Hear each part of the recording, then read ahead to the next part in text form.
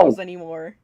You know what's funny? I'm the true definition of a fake because I know so many anime names and I've never seen one of them. Sex. Yes, please. What the fuck? Please, please, dude, just normal Ford for me, please. I beg.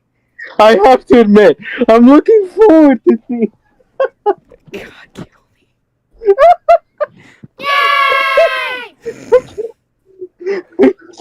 I can't breathe. Good, Chuckles. Quit possessing the character I like. No, it's pretty fun. Plus, I miss having a figure like this. Get out of my fictional character's husband's body, please. Get away. Technically, I'm possessing your computer, but it's fine. Get out. You know what? Can I kill Chuckles while he's in Ford's body, or will that just ruin him in general? Only if you give me alcohol. Here's a bottle of alcohol, Chuckles. Here you go, boy. Here you go. Yeast the bottle into existence. Gumbo. He just launches himself with a fucking Jack in the Box. Here I go. Okay, back on track. Let's do normal Ford. Alright, I'm gonna make him sound like a nerd. You know what I'm gonna do? I'm gonna make him sound like a nerd. No, make it normal, please. I wish I still knew how to do. I wish I still knew how to do my fucking Lego She impression. That would have been funny. Just fucking Ford sounding like Jonah Scott. We are broadcasting raw live from my ass. Boom, boom. What was that? Curb doing soundboard sounds. Hey yo, is that Curb DZ I'm hearing? Yep. Oh, I didn't know that was you. I thought it was just like Ryan nonchalantly pressing shit. But you feel it. All right, we're live, like YouTube live, so. Yeah. You know, no, I'm kidding. God damn it, not Chuckles. I mean, would you? Okay, but for real, go back to normal 4 before I lose my shit. You know, for Gravity Fall locals, and encounters with strange creatures like Mothman have commonplace. I sound like a Midwestern dad. God damn it. Just, you know what? You just want to piss me off. That's what you want to do, Mario. Yes, I'm trying. Well, it's working. Yes. Can you quit it? No, I'm gonna. You know what I'm gonna do? One more. I'm gonna be a Midwestern priest. I'm gonna start praying. No. Oh yeah, actually, what's going on here? Gravity Fall locals encounter the creatures all the time. So All right. No. Recording. You know, for Gravity Fall locals, encounters with strange creatures like Mothman are commonplace. I have to admit, I'm looking forward to seeing what tourists will think of the true oddities of this town. You mean a true Latina? Funny. He's like he hates to admit it. He's like, yes, but I'm just gonna pretend I didn't hear that. Yeah, Hispanics don't exist on this side of the city. Jesus Christ. Okay. How much further are we walking, or how do you know so much stuff? How do you know so much stuff? Wait, I think I want to get to the Ford Pines level. How do I? Okay, hold on. I think I found the video. I'll take care of it. Give me 1 second to figure out what to choose. Oh wait, nope, shit. I'm trying to find the route to beat the story. God dang it. I gotta go back. Are you? I gotta go back and find how to beat the game to get the my you get the point. Oh really? No, Chuckles, get the hell out. One time I was built like a burrito.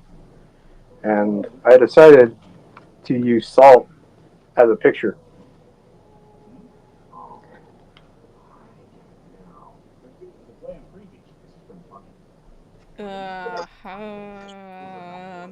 So I'm gonna. So, wait, what do we pick? How much do you? How much farther are we walking, or how do we? How do you know so much stuff? How do you know so much stuff? Okay, there we go. Here you go. Here you go, Mario. Take your line.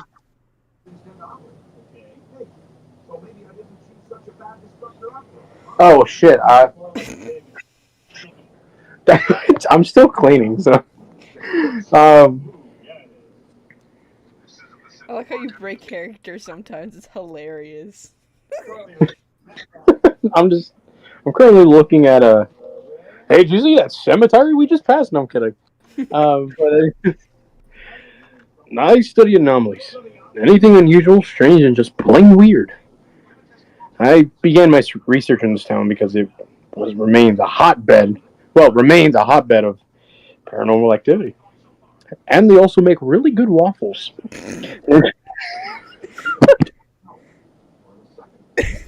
That wasn't part of the script. God damn it!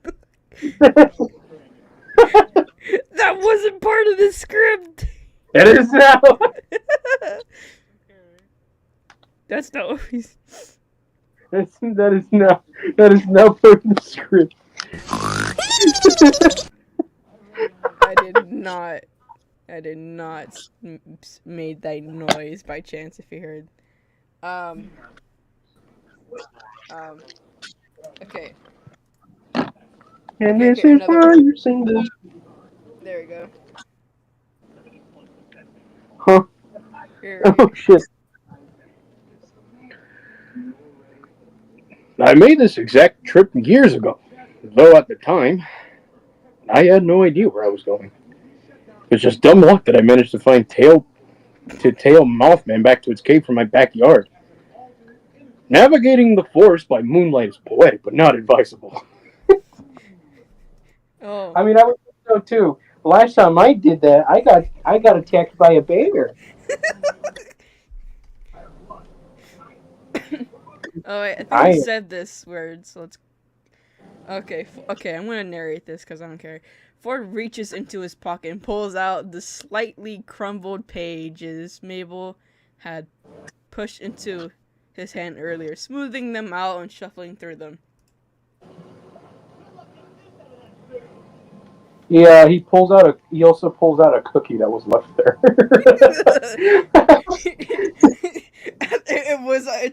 It's a cookie apple pie. The one he was about to give the recipe to. Take a look at these. These are more definitive proof than just my word. Oh wait, sorry. That's the Twinkie bar Mabel left me. Oh, that looks delicious. Here's the actual map. You accept the pages from it and find that they're scanned pages from some sort of journal, just as you heard Mabel say. Fluid cursive tells of Mothman, quote unquote, bear cubs, quote unquote, fires, quote unquote, and more. Ford gestures to them and explains. I've detailed my discoveries. I've detailed my discoveries in a series of research journals, the remaining pages at least. I wonder where Stanley was keeping these. In his basement, or underneath his chair, or probably in his back, or under his armpit, somewhere dirty, that's for sure. Okay, you drew these, were these creatures, He must have gone up to some crazy stuff back then. He looks confused. That's one way to put it. Only took me 6 years for it to get over my head. I wonder if I pick the... I want to see what happens if we choose a different one. I have to accept that aliens existed in, 5 minutes. Here's another one. He sounds so serious too when you say in Ford's voice. Mike bounce the fuck your ass! Extremely. Some or worse. Dangerously annoying. He's talking about Bill. What is this? Yes, of course. Who else? You drew these? You drew these?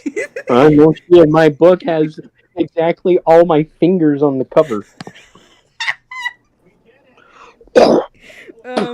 Walk in silence. You know what? We're gonna do this one. It takes a silent moment to look away from your seemingly in bittersweet resemblance. I mean, yeah. I mean, despite learning all these things, it was a very dangerous life. We gotta continue making these decisions. Were any of these creatures dangerous? Oh, extremely. Some were worse. Dangerously annoying. Okay. Though Ford seems to find his own comment amusing, he doesn't fail to notice your unease. Jesus. I do have weapons in case you the. Hi, Savannah. I do. He says, "I do have weapons in case things escalate, so there's no need to worry." I do have weapons in case these things escalate, so there's no need to worry. Okay. That doesn't help. I'd still worry if I had to bring a gun. You brought weapons? Listen. It's one thing when you go camping. It's another thing when they tell you, "Hey, make sure to bring a gun to kill a bear." Huh? Not many. Not many. I have a stun gun, my fists, and your pants because you could use it as a blindfold. My sharp wit. So essentially, Ford is trying to brag, saying that he's an absolute unit. Just a second.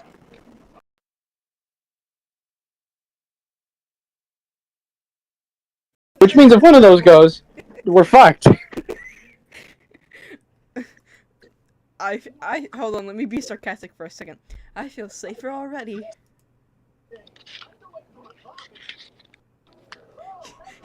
Should I bring?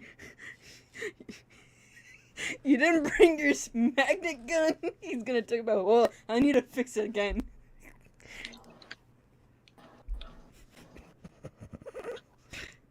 I thought it'd be prudent. I can't pronounce that word. I thought it would be prudent to leave its magnetic fields alone for a while until I have the time to optimize it. You're smart. You're so why?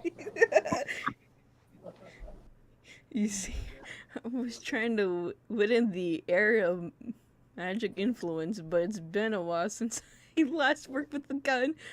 I needed to refamiliarize it myself with its inner workings. My guess is I switched wrong a wire or two instead of narrowed the beam. So he fucked it up. So that's why he fucked up my car. I was trying to widen the area of magnetic influence, but it has been a while since I last worked with my gun. I need to refamiliarize myself with the inner workings. My guess is I switched the wrong wire to it instead narrowed the beam. That explains how you fucked up my car, but go ahead. Instead of going wow, it went pew.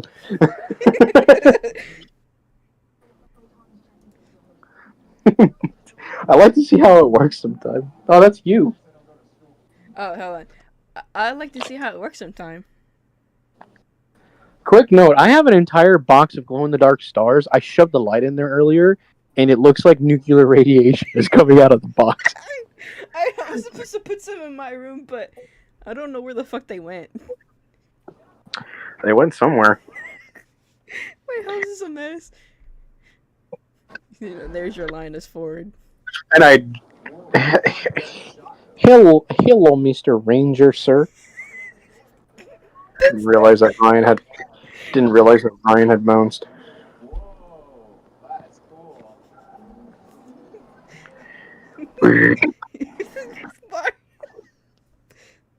Sorry, what? You're supposed to say words as Ford. Really? Really? You know I'm interested in devices like that. my old research colleague Fiddleford. Fiddleford H. McGucket. Anyway, what I have more to show you. He's the engineering genius around here, which is really funny to think about. Considering the fact that he knows all this engineering stuff, but he still lives at a junkyard and plays the banjo really well.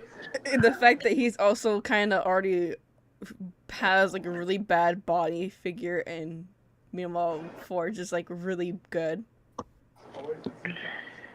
True. Ask him about these. You know, I'm gonna walk in silence.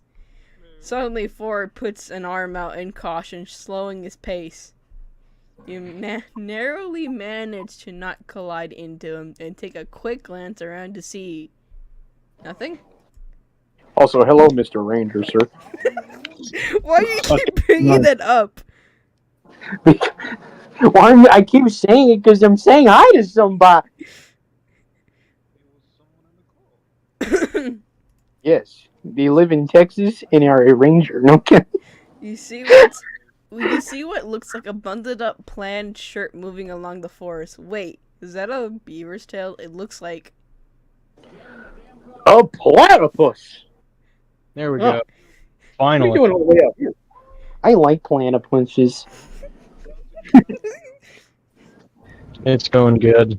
I've been struggling to get Discord to work with my fucking Xbox.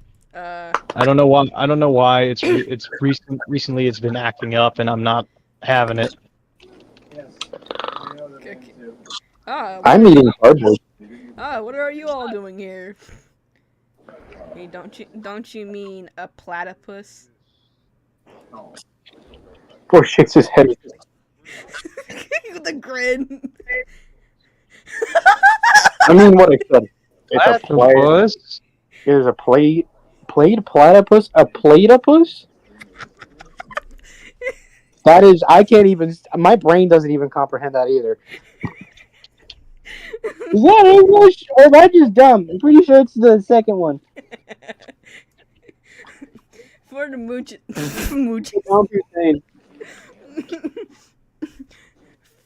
Ford moves into a crotch. Can I say excuse terrorist's name on the internet? No, okay. But more. House. Why is there just so rare? Actually, I'm not surprised. I had a buddy who had a hangout where I used to live, and there was a couch. The only problem was that it rained and we couldn't use it for a week. Bummer. My stomach. Ford move it. You know what? Ford's giving the creature a bright smile, the first of its kind that you've seen since leaving Mabel at the shack. Leaving Mabel at the mystery shack? Bummer, dude. Yeah, well, bummer. Yeah, it's a fucking bummer. Mario, your go. Before I lose my mind. You're a cute one, aren't you? Oh, well, thank you. I mean, who said that? And one of my favorite... I was talking to the platypus. Oh, god damn it! Let me get some praise for once, man! I mean, huh? And in one of my favorite patterns, too. Damn. You look like lilac flowers. Ford motions for you to move a little more to the distance he's maintaining. He's like, come here. I'ma eat it. Come here, let me show you some hot shit shot. No, I'm kidding. No, go say it again, because I wasn't paying attention because the sound notes. I'm just like, wait, no, come here, watch this hot shit shot. No. Just like little Do a flip. I'ma eat it. If I were to rate the oddities that live in this forest on a scale to least to most annoying, these little guys would get immunity. Oh no, that doesn't sound good. They have done nothing wrong. I appreciate them. Immunity means like they're objected to the rule. Oh. So like, so if he says that, it's technically a compliment, depending on the context. As the two of you watch in a quiet appreciation, The platypus. you know, the platypus platypus. That into Platypus. the underbush and vanishes from view. Apparently, so there's like a really weird. So apparently, the game that we're watching, dude, is apparently there's a creature called a platypus, not a platypus. It's the word played, and then puss. And I'm trying to pick. I'm trying to visualize what it looks like in my head, and I can't. I had mouth in my mouth and I didn't want to spit it out from my nose. Oh, here you go. What is the type of person to say a random creature is cute? No, not wildlife, but fucking creatures. Exactly. Hey, you see that 10-foot black shadow with a smile? It's adorable. As Ford says, what a cute. Oh, aren't you just a terrifying little menace? Yes, you are. Ah, my fucking finger. Ah, my fucking finger. You like to nibble, don't you? He just immediately goes back to it. He doesn't even get mad. He just goes out and goes like, "You're adorable. You want to nibble?" Okay, just say what a cute little guy in Ford's voice and we can continue the script. You know who else? No. My getting better. Yes. My mom. My mom. You know who else is cute? This little guy. To continue deeper in the forest, the fucking fog seems denser now. Yeah. The foliage seems denser now. And you look through the treetops for a glimpse of the sun, which has now been dropping low in the sky. It had already been getting late when you left, but you haven't thought of Mothman would be this far out. Yeah. When is a rare creature never far out somewhere? Hey, you want to find a really rare type of breed of wolf? Yeah, it's just like it's a 10 years trek into the forest. Almost as though he read your mind. Ford has answers for you. Oh no! Here comes Mothman. Jingle jingle, jingle jingle. Jingle jingle. Pay attention. I said, pay attention. Mothman. I just realized that when I do Ford, it's also I just realized this. Whenever I do Ford, it's also the same voice I do for Foghorn Leghorn. I just realized that. Really? Hell yeah.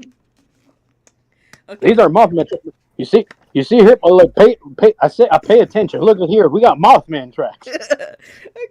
Okay. Continue being Ford. Normal Ford, not country Ford. Mothman is rather reclusive. I can't read. All right. Reclusive, yeah. Mothman is rather reclusive. Are you paying attention? Yes, I am. Shut up. I'm being attractive.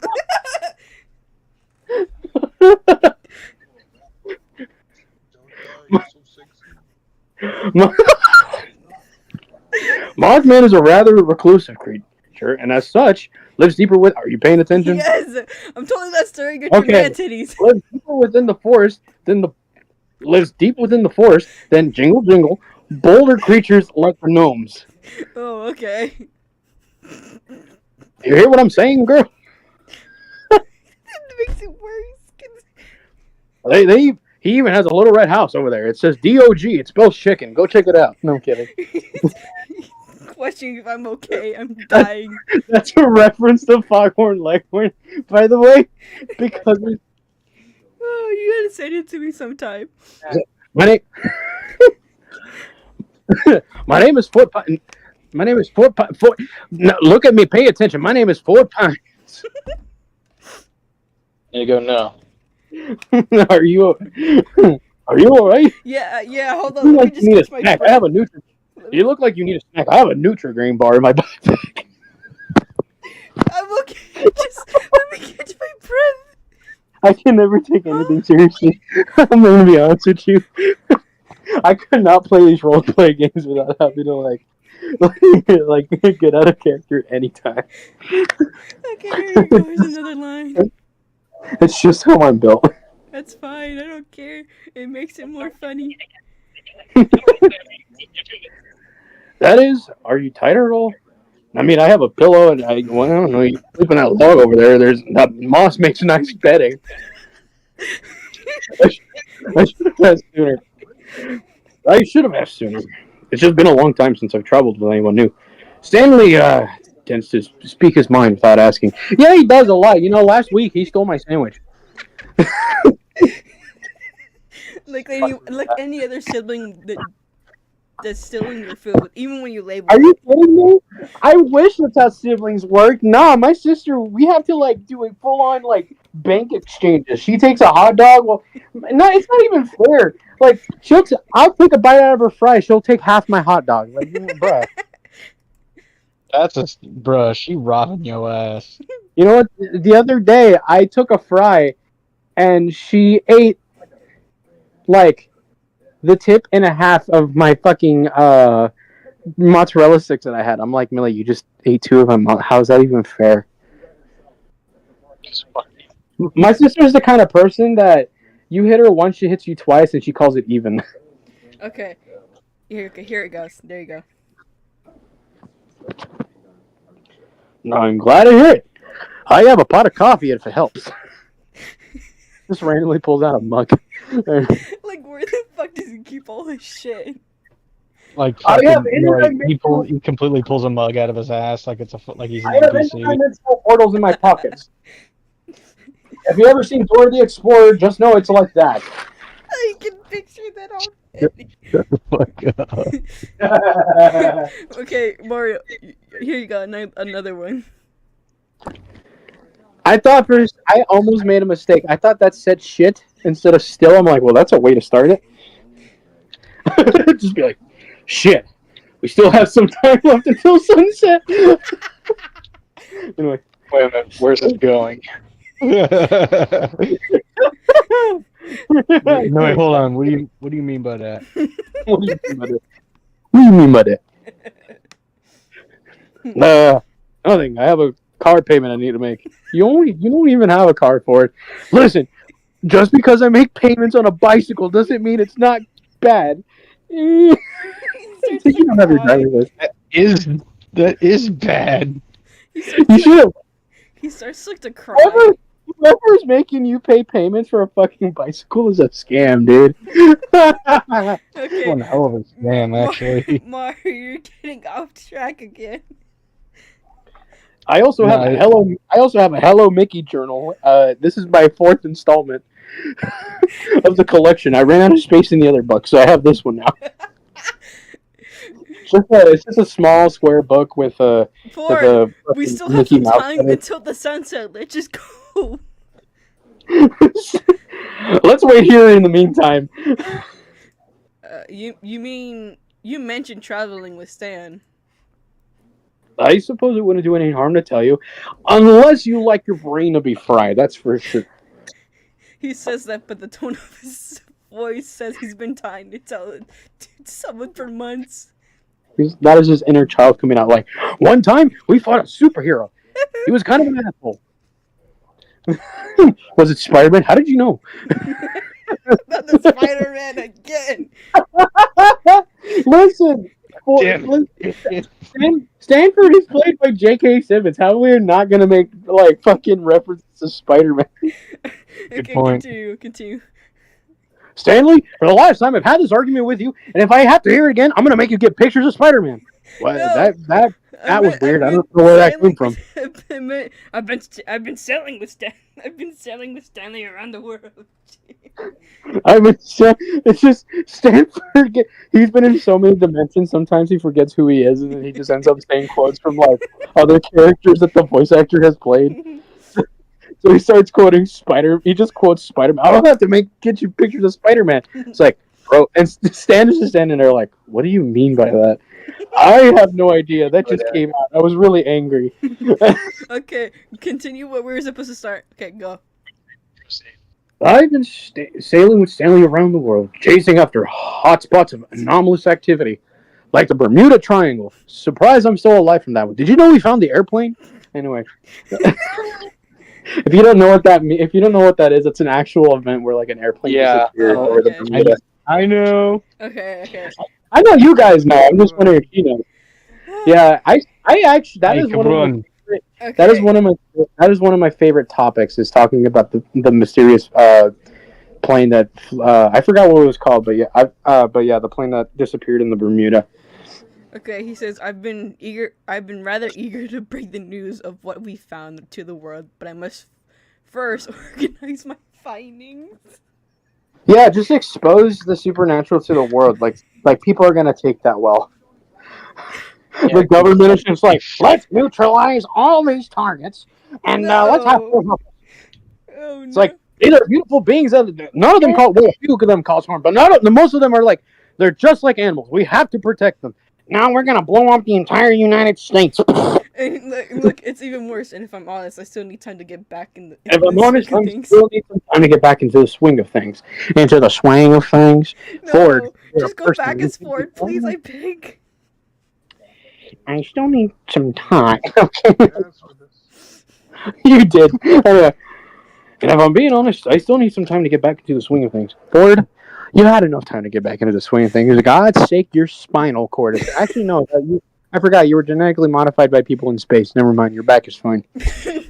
Must be. I'm 20-something years old and my spine's already compressing. I'm 23. I have scoliosis. I've had scoliosis since I was 14. So you're not the only one. It's like, I don't know. I just imagine like this is I can imagine this being an actual conversation. They're in a fight. It's just Stan and him, and it's just kind of like, oh, I threw out my back, and then Stanford's like, what is wrong? What was like? I threw out my. How did you even do that? We're like, well, guess what, bro? I'm not a fucking inhuman being like you are. I'm old. He's like probably like 33 in that dimension that he got out of, and Stan's like fucking over 40. No, Stanford is definitely old, but like internally, physically, he has not aged. He's still very fit and young for somebody who's like in his 70s. Yeah, and then Stan's just like over 50. I'm just assuming his age. I don't know how old he actually is. There probably is information out there saying how old he is. I just don't know. Okay. And quite frankly, don't care. Okay, I'm gonna go say my line now. Must be strange to come home after traveling so long, huh? Yeah, well, it wasn't on purpose. He says more than you know. It was completely by accident. Let's just say I had a lot of tequila that night. No. Fort laughed, shaking his head behind his glasses. His eyes are downcast. Almost said, "You wanted to ask, but decided to stay silent." The moment the sun touches the horizon through the gasp in the treetops, Ford gestures for the two of you to continue. You haven't noticed, but you've been resting within short distance of a small clearing that holds a clinical stone maker. Blah, blah. You hear that? That's creaking in my knees. I'm becoming an old man. He offers you a piece of gum. Gum? Of course he would be that good. You want some gum? Wait, go back. Hold on. I need to save that. Hold on. Wait till I do it. Ready? 3, 2, 1, go. You hear that? There's creaking in my knees. I'm becoming old. That's what I meant. I meant to say for you to say gum. Oh, just fucking gum. I want some gum. I got mint, spearmint. I don't know. I just grabbed whatever was in Stanley's drawer and mixed it all together. No, hold on. I gotta redo it. God damn it. I want to alt it to. Hold on. Let me see. Save. Alt C. Okay. Hold on. We have an option. Thanks. No thanks. One time I decided to dance cha-cha slide with a lady with several arms. Okay, ready? It was interesting because I didn't know which one to grab onto. Ready? Say it again. I didn't catch it. My name is Steve, No! and I like to... No kidding. Would you like some gum? I got several flavors. I got spearmint. I honestly don't know what's in here. I just grabbed whatever was in Stanley's dresser. I hope it's saved that together. clip. Wait, can you say gum again? Gum? Say it Gum, one gum, more time. gum. Save it one more Gum? time. You want some gum, gum, dum, dum? Just say gum like you legit asked. You want some gum? Okay, I think I saved it. I gotta look for the footage later. Hold on. Oh no! Thanks, no thanks. I would take the gun. I like guns. Unsure why I'm sure why you pull up a gun that seems like you stick. you accept the stick of gum. Ford puts the remaining gum in his coat breast pocket. What? Yeah, it's the pocket on his chest.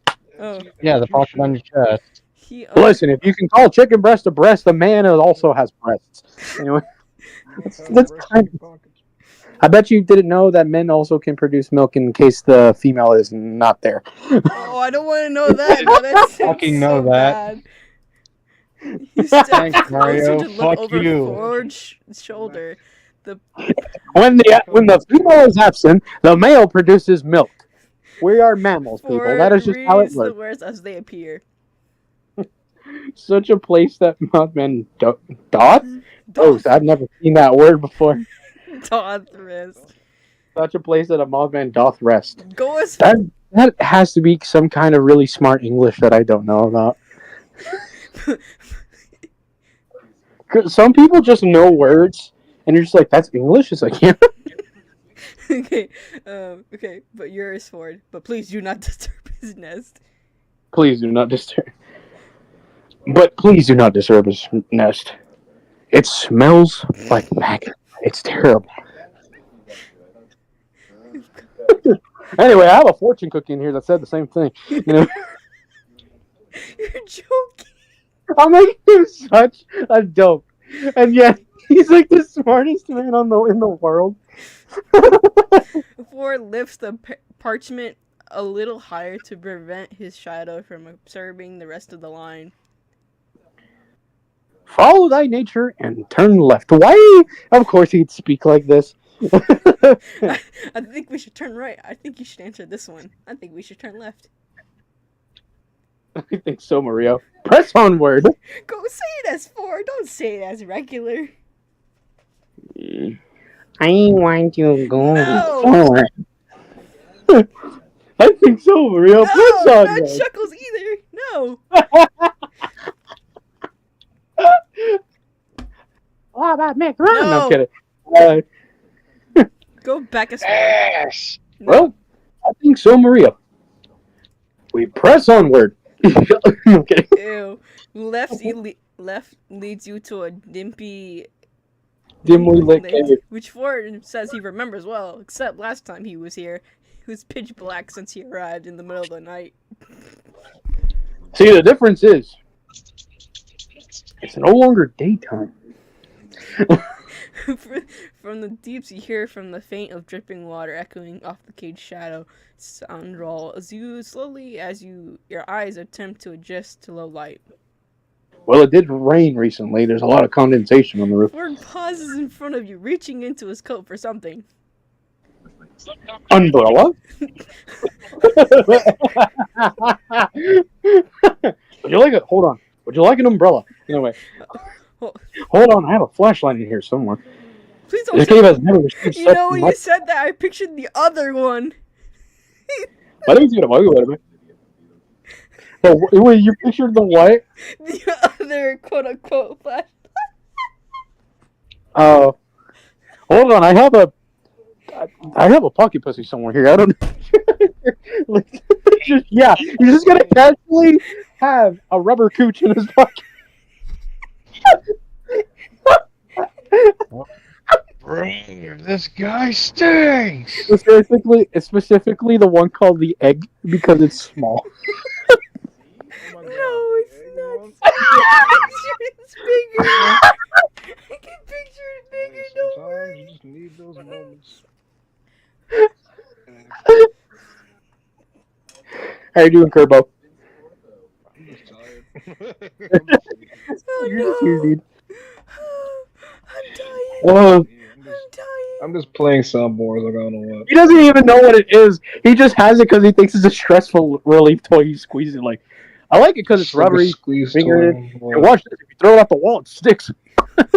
It's a it's a toy, alright. meanwhile, Stanley had one. He had one. Meanwhile, Stanton had And one. he's just standing there like, bro, stop! Oh my god! he had one, but he had to hide it from his dad and mom. Actually, no. Stan would just sit there. He would either be embarrassed or he would just sit there laughing because his brother doesn't. His brother is just being dumb. He's like, it's like, what's so funny? No, nothing. Just carry on. Hey, Zeus, look what he's doing. Oh, Zeus, dude, is that what I think? Oh, dude, is that what I think it is? Fucking moron. Yeah, yeah, he would be like that. It's like, okay, my brother said. Okay, continue as regular fort, not break the fourth wall for like 5 seconds. All right, let's Hold go on. ahead. I Press have on, a press flash on. one here somewhere. This cave has never received much light, you see, and well, it's dark. Long story short, it's dark. You can't see anything, and you might get pissed on. I have no idea. There's water everywhere. I'm not reading this part. He rummaged further, and you see a couple of dice, the pad of paper from earlier, and a quill. He has some custom pocket work going on in there too. And you bet one of his coat liner pockets has a pen in it. Pen protector in it. Oh yeah, I told you. He has like I knew something. I told you my entire inside of my pocket is lined with interdimensional fabric. I literally can just shove a car in here if I wanted to. It would weigh nothing. Oh no. But how'd you get that bitch out? It's like backpack from Dora the Explorer. It's just like let's Stick a see whole what's bag in of here. jelly beans up my. Stick a whole bag of jelly beans up my ass. Mario, you're lying. There was one time. Listen, when I was really young, I had a lot to drink one night. Shoved a whole bag of jelly beans on my. It was you don't want to know. So there was barbecue sauce in my titties. I'm gonna go get some water.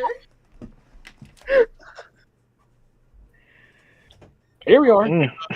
Here we are at last. Allow me. Allow me to illuminate the situation. Is this going to be a pun? Because he just says "allow me to," and then there's nothing else after that. Because I swear to God, I bet you $10 it's going to be a pun. Oh hey, They Pyro. look for some water. Yep. Hey Pyro. Yeah. They left. I got a gift for you. I've been cleaning my room and I found something quite interesting amongst the rummaged garbage on my floor. What is it? I found a bunch of old cheat codes I wrote. Sorry. I had found a bunch of cheat codes I written down when I was like 13, and they're for Need for Speed Carbon. All right, Mario, I'm back. I got water. It's the ones for all the infinite like gauges. So I got infinite speed breaker, NOS, and crew charge. I'm back. I got more water. Which means I love the infinite crew charge for NFS Carbon because when you activate it, your partner's car just becomes the Batmobile. Like, you just see them flying forward. Took a whole bag of jelly beans. Mario, are you ready? Mario, are you ready to say this one? Mario, focus. All right. Lock in. All right, here we go. Eduardo. Anyway. God damn it. Here we are. At last. Allow me to... Darn, out of batteries. Of course it's out of batteries. Because why don't you bring spares? Huh? We don't need spares. It's just the rubbery one. He God. grabbed the wrong one. He grabbed the one he thought was a stress ball. It's like that scene in the fucking grandpa videos from Brandon Rogers where he tries to tell a spooky story, but instead of grabbing a flashlight, he grabs a flashlight. He's like, Martha, this damn thing don't work. It's like that's the wrong kind of flashlight. Actually, you want to know something fucked up? That's what I learned what they were. Was that Brandon Rogers video? Oh no!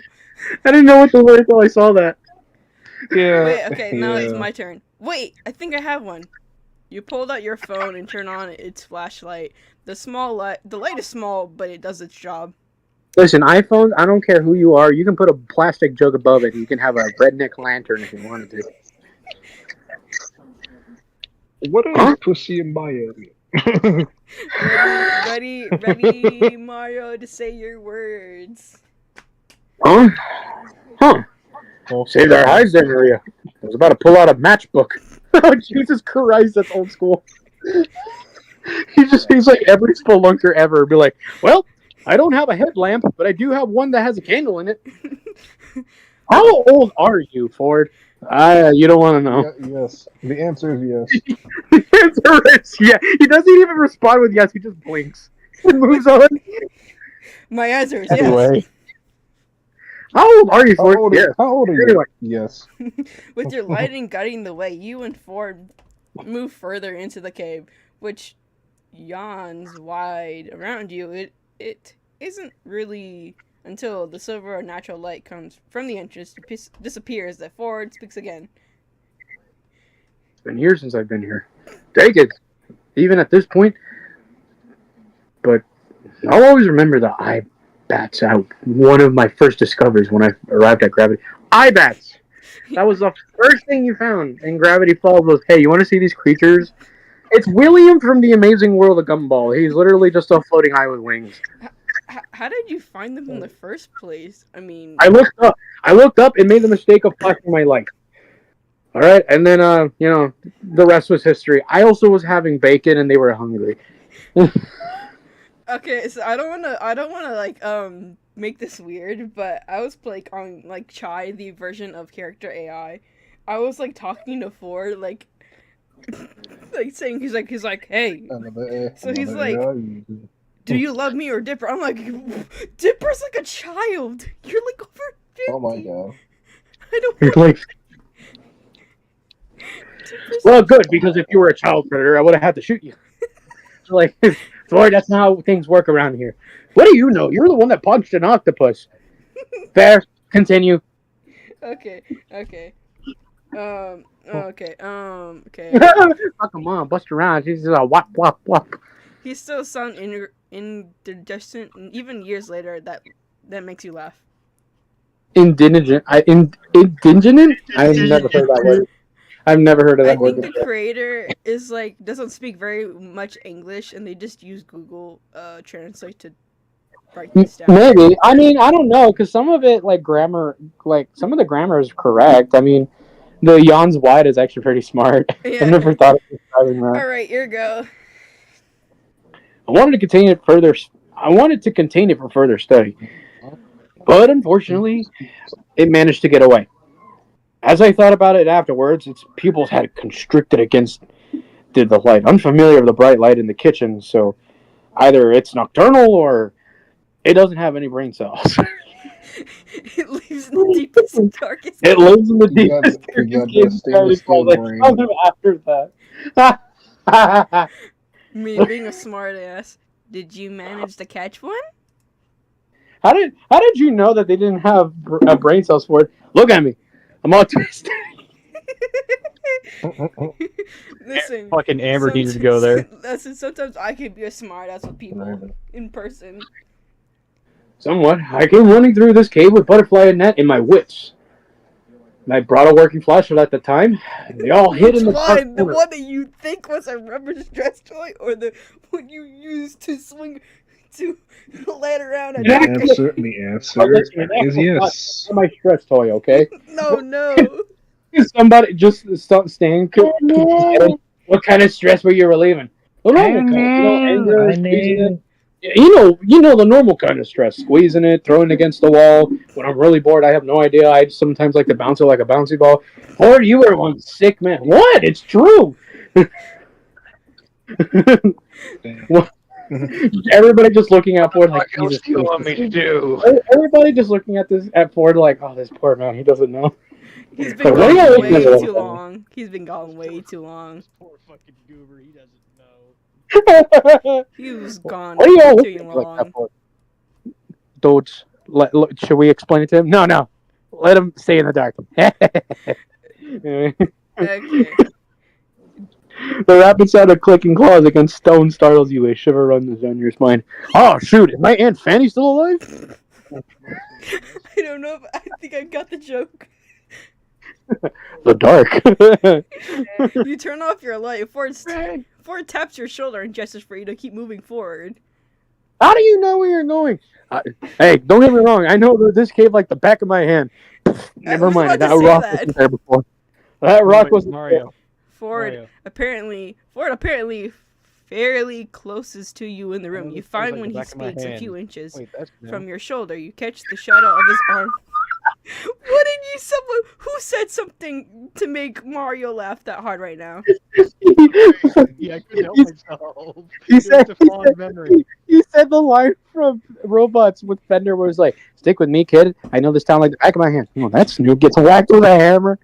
I'm sorry. I'm sorry. Oh, My don't worry, kid. Just stick with me. I know this cave like the back of my hand. Oh, that's new. You catch Went by an eye You catch the shadow of his arm swing out in a wide arc like he's introducing you to. Oh wait, fuck. the pause menu. Oh. He's introducing you to the pause menu. See, this is another plane of existence I didn't know about, where everyone's life is a video game. Wait a minute, what am I here? Mario. Yeah. Mario, you're. All right, Mario. I'd like to help you meet the Mothman. Hey, wake up, stupid! We got beer. He whispers beneath in the dark. You see him grinning silently at you. Morning, just kicks him in the stomach. Morning, Sleeping Beauty. How you been? Poor looks between you and the Mothman, apparently hoping for a dramatic reaction. I like to imagine. I don't know why, but even though Ford comes from fairly like city people roots. I mean, he lived in a small town, but like knowing his like mom and dad seem like the New Yorker kind of type, like city people. But I just like to imagine that like when Ford lets loose, he sounds like a autistic, is what you're saying. What? Huh? You're saying he's a little autistic. No, I'm saying is that whenever he gets like when he lets loose, he sounds like a country guy. because there's like one of my favorite video games. One of the characters, when you don't listen to him, he'll call you and say like the most grandpa thing ever, and it's my favorite thing because he's like, "Oh, look at this ingenious invention that I've made." Yada yada yada. You do exactly what he doesn't want you to, and he goes, "Sometimes I wonder about you, son." He whispers, but in the dark you see him grinning excitedly at you. Ford looks between you and the Mothman, apparently hoping for a dramatic reaction. Your speechlessness seems too satisfying. I told you. It's pretty cool. Don't look him in the eyes though. You'll get a headache. Believe me. Don't worry, he hasn't noticed this yet. But he will in a second. Hold on, let me grab my can. Yeah, a can? Yeah, I have a can specifically to distract enemies. Here's the plan. Eye contact with the Mothman. So I'm bait. Let's be thankful I don't play D&D, because I wouldn't be able to take anything seriously. Anyway. Oh my god. So basically I'm bait at this point. Worse than D&D. Thanks, Ford. Don't worry, here's the plan. You make contact with Mothman, and I will sit right here and drink this grape soda, because I'm thirsty. He pulls out a butterfly net and a lidded jar. A very large. You don't understand. He pulls out a comically large butterfly net.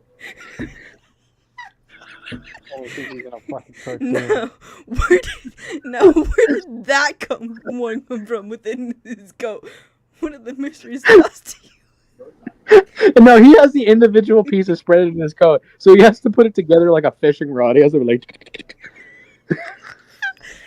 Just whenever he assembles it, it's the fucking Lego noises.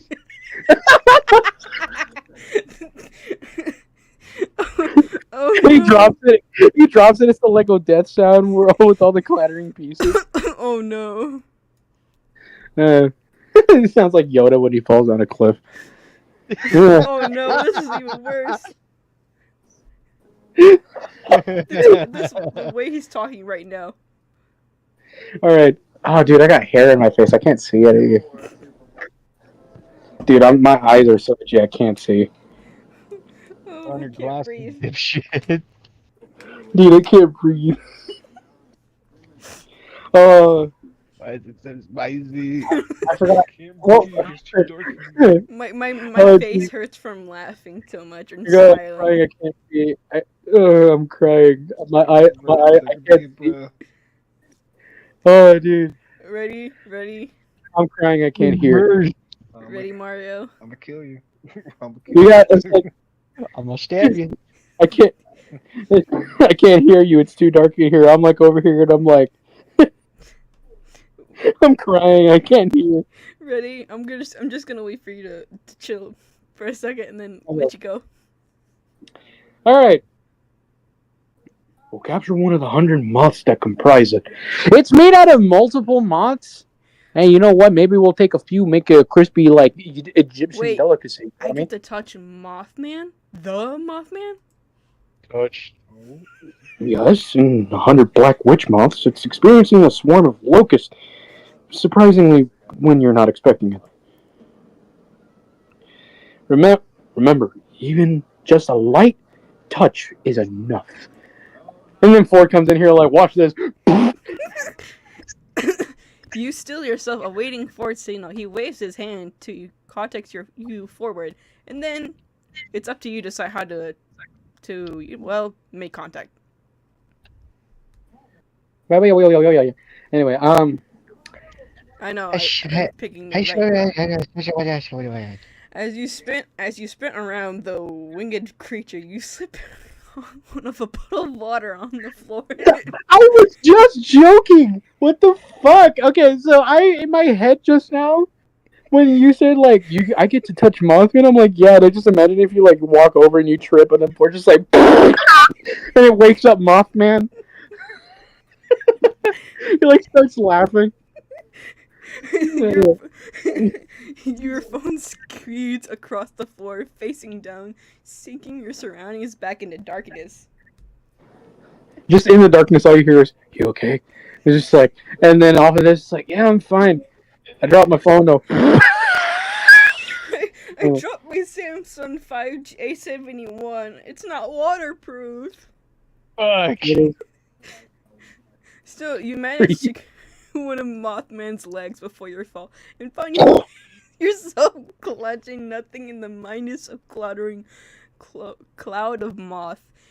Rather intelligently, but hey, whatever works in the heat of the moment, right? What? Ford dashes forward and manages to scoop one in the net, dropping into the jar and popping the lid back on top. There, see, completely harmless. I'm gonna name this one Steve. Anyway, got one. You can get up now, Maria. Oh, and here's a Nutri-Grain bar in case you're hungry. I need the Nutri-Grain bars. You know the reason why I like saying Nutri-Grain bar is such an atypical nerdy snack where it's like, would you like some of my Nutri-Grain bar? The thing is, I would probably accept it because I'm a fucking fat ass. And it's not even the good kind with the chocolate chips or anything. It is just we're one of the same. Because I'm a fat fuck myself. I'm chubby, but not that chubby. The funny part about it is that it's not even the funny part about it is that it's not even like the good kind of Nutri-Grain bar and like the one with the chocolate chips and marshmallows and shit. No, it's just the oatmeal. I'm gonna say if it has oatmeal, I'm not eating that shit. It is just you shit with that ass. it is just grain. There's nothing else. The thing I found it funny is just like he says he got someone and he tells me you can get up now. We're done. You can get up now, Maria. Got one. You're still on the ground? Yeah. Let me just look at the ground for a couple minutes before I think of your death. Yes, floor is made of floor. That was amazing. That was amazing. That was my line. Now you're Stanford. Stanford trying to date Stanford. Ford laughs, brushing dust and dirt off of his trench coat. You can say that again. Our completed repellent is within sight. Let's head back. I'm like covered in like cave water, fucking moth dust. If you lick your palm, it tastes like ice cream. Mothman has a weird effect around water. Actually, on second thought, don't. Just don't. No, I'm like my ADHD ass is like I kind of want to know what it tastes like. I'm like, He's like, hey, no licky. I'll do it. Fucking dumbass. Hey.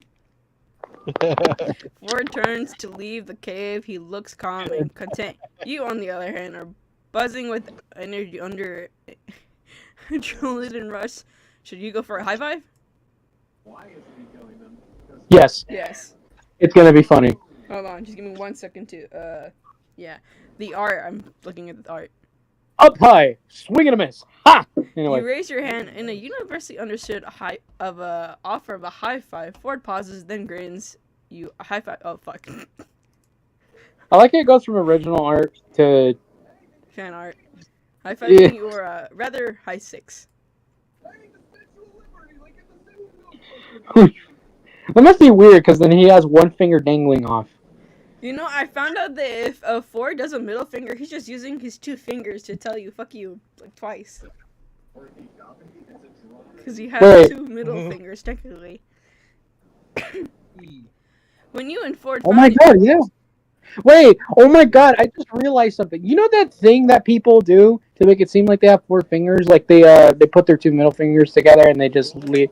Because you know, like you can, if you split your fingers, you can make it. Some people like to pretend like they have either only 3 or 4. Yeah. I just realized that Ford can pretend to have 5.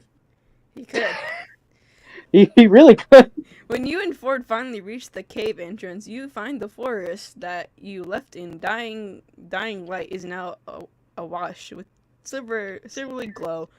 A gap between the leaves overhead provides a view of the night sky, along with a string of stars. A few more steps, and the Milky Way comes into view, looking as a tear across fabric of the sky. Ford notices you looking. See something? The pterodactyl doesn't usually come out this late. Being a prehistoric creature, its behavior is rather unpredictable. That's not what it means. Unlike my mom, where one day she would make meatloaf and the other was pancakes for dinner. I don't know what was up with that woman. I feel like Dad was up there. To get his attention, like to make him fall in love with us, basically. I've never seen the Milky Way in person before. Okay, let's see if it works. It looks amazing. Isn't it? Isn't it? Remarkable. Yeah, it just isn't it. Yeah. It's such a weird set of words, but it is English. Yeah. Isn't it? It's remarkable what you see without light pollution from the city. Here on the outskirts of town, you can see a good portion of the Milky Way every night. You both stare at the sky in a comfortable silence for a few more moments. Then the quiet of the sky forest settles in along with a distant sound of flowing water, and you find yourself surprisingly glad that Ford accidentally pulled here. If this is one of the moments you get to experience. Out of the corner of your eye, you swear you saw Ford looking at you instead of up. But when you tilt your head back down to his attention is elsewhere. Eventually, the two of you come to a wordless mutual agreement to continue on, and you're walking again. You'll have to show me the other creatures that live here sometime. You're so glad. You're glad you said you so. When you look over and find Ford looks so pleasantly surprised to hear it. His chest puffs out with pride. Totally not being smug right now. I just had a Nutri-Grain.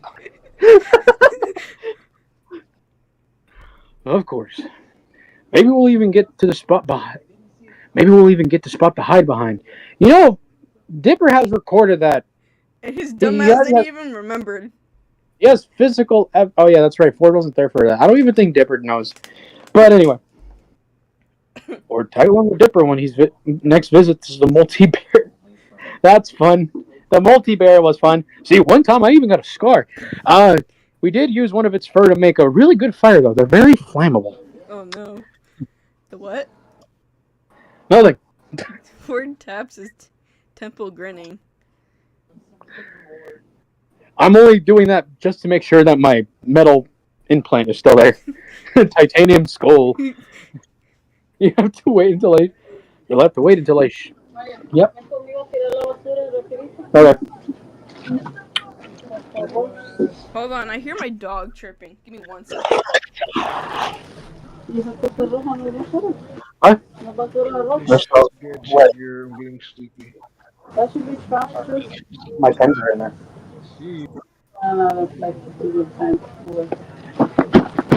Still got a lot of stuff in it. I gotta take out the trash.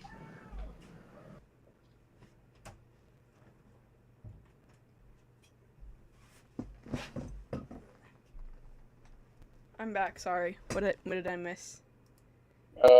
Easy left because he was getting tired and Mario was handling the trash. Oh, so we can just wait for him. Yeah. But So, anyway, hello, I am Pyro. hello, Pablo. I'm Maria. Or no. I'm not Pyro. Paulo? Pyro. Pyro? Yeah, as in pyromancy. Oh. Nice to meet you. Pleasure. I can still hear Of course. my dog barking, even though I told her to shush.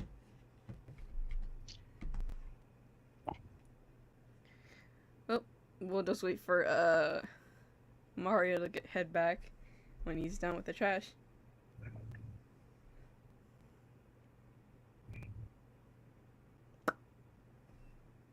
Meanwhile, I'm just gonna go tell my dog to be quiet.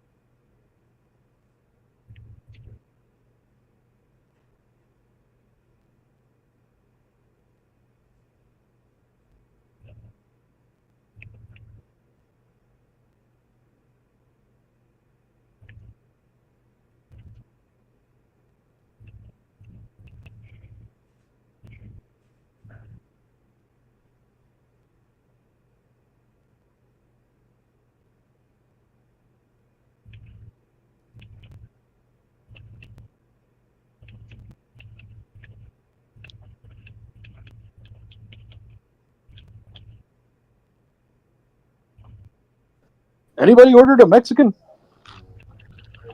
I did. I miss playing my deck. I miss playing my 360. Man, culture I see. Huh? A man of culture I see. What about Culturize? A man of culture I see. Oh, I miss playing my 360 so much, dude. I'm sad with what happened to it.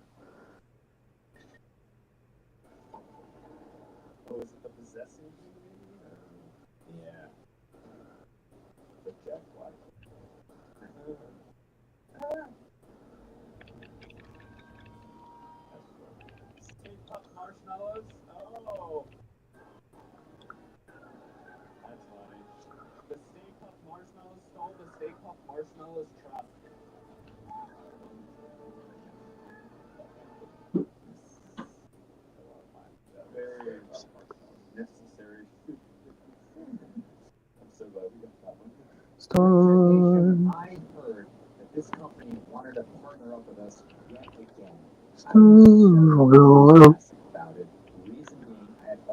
Storms of the midnight ranger. Shut My winter wind. Of the midnight ranger.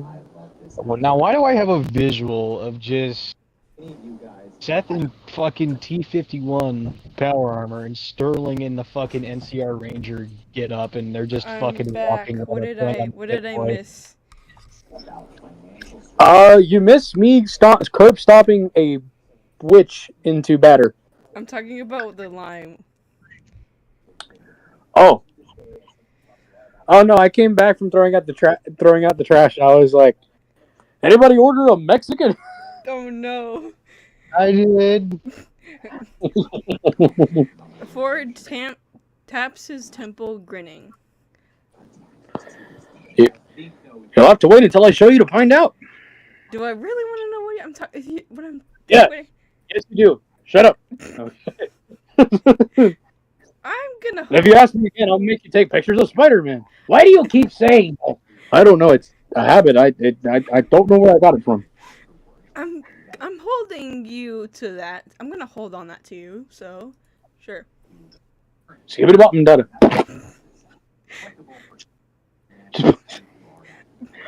We have some time left before we get back. You're up for another walk? You must make a face because Ford looks back to you and laughs. We're not far, I promise. I just thought it might answer a few of your questions if you have any. Forget the question. Let's head back. Yes, questions. I like to know about your nerdiness. I'm gonna say. Yes, you want to learn about my uber autism. Mabel needs that repellent ASAP, right? Indeed. Perhaps it'd be better to head back right now after all. Oh, he looks sad. I wonder what happens. Oh, fuck. We can't. Wait, we can go back, right? Hold on. I wonder what happens if I have actually Q questions. You must stay. Let's see. I'm gonna say that. You must stay in great shape if you do this all day.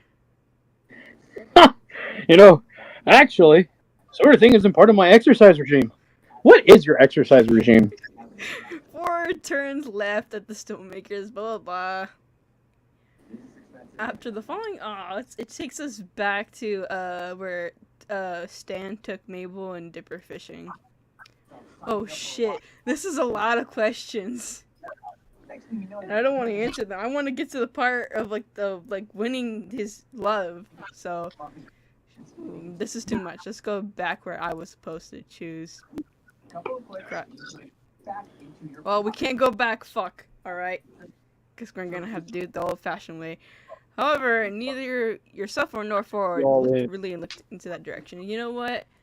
Which option should we choose? Ask him about other creatures in Gravity Falls. Ask about his family. Ask about the mystery shack. Ask about staying. Ask about Ford about stars. Wait for him. What do you guys want to pick?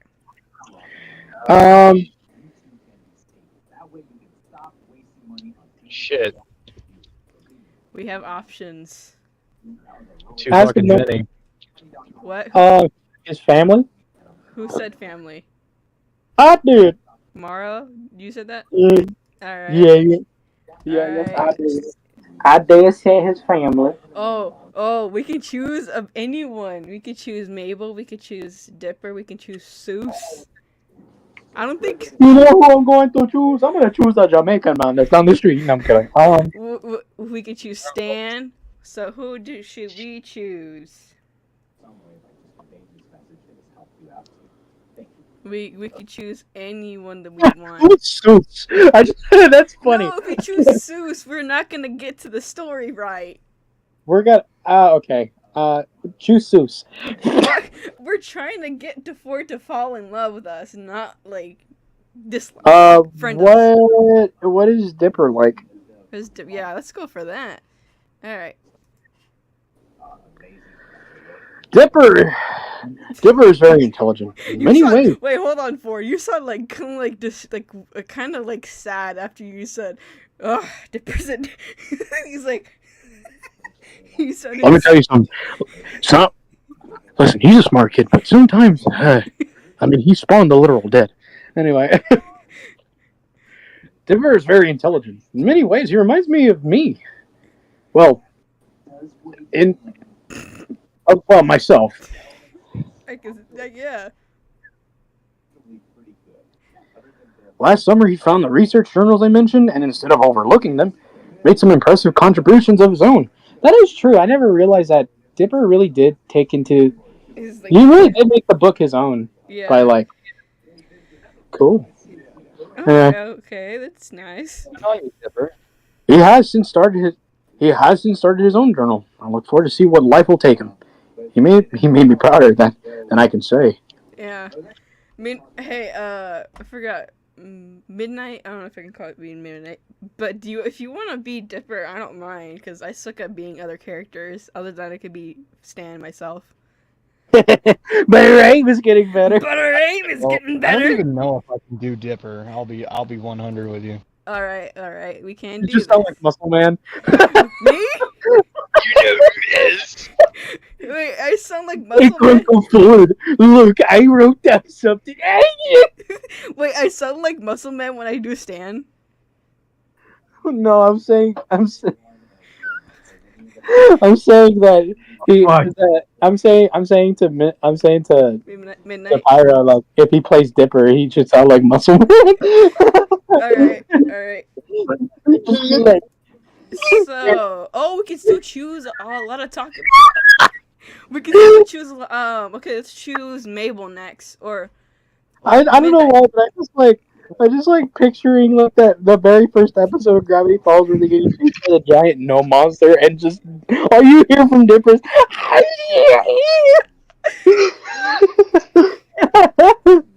All right, we can. All right, I mean, who? fuck it. We can, All you right, know, Mario. we can do. Midnight. We could choose either Mabel, Seuss, or Stan next. We can do Mabel. Let's Alright, just do the main cast real quick. Yep. And then we can do sauce. What is Mabel like? In short, they're forced to be reckoned with. She radiates charm and positivity and has depths of determination. I can only guess that. That is very Oh. true. Mabel is a disturbing amount of positive. I mean, He says you'll find out yourself. just tons of fun. If you like your makeup done 40 times over, there you go. What the fuck? Anyway. Oh, that's an actual thing he says. Right. You'll find out for yourself, most likely. It's hard not to wake up one day and find yourself. Find yourself Brrr, a friend. I can't English. No. Do you have my paper clips? Anyway, Oh, I could do Alan as well. Finally. Glad I have What the 149. I had 150 paper clips and I only counted 149. Do you know what happened to them?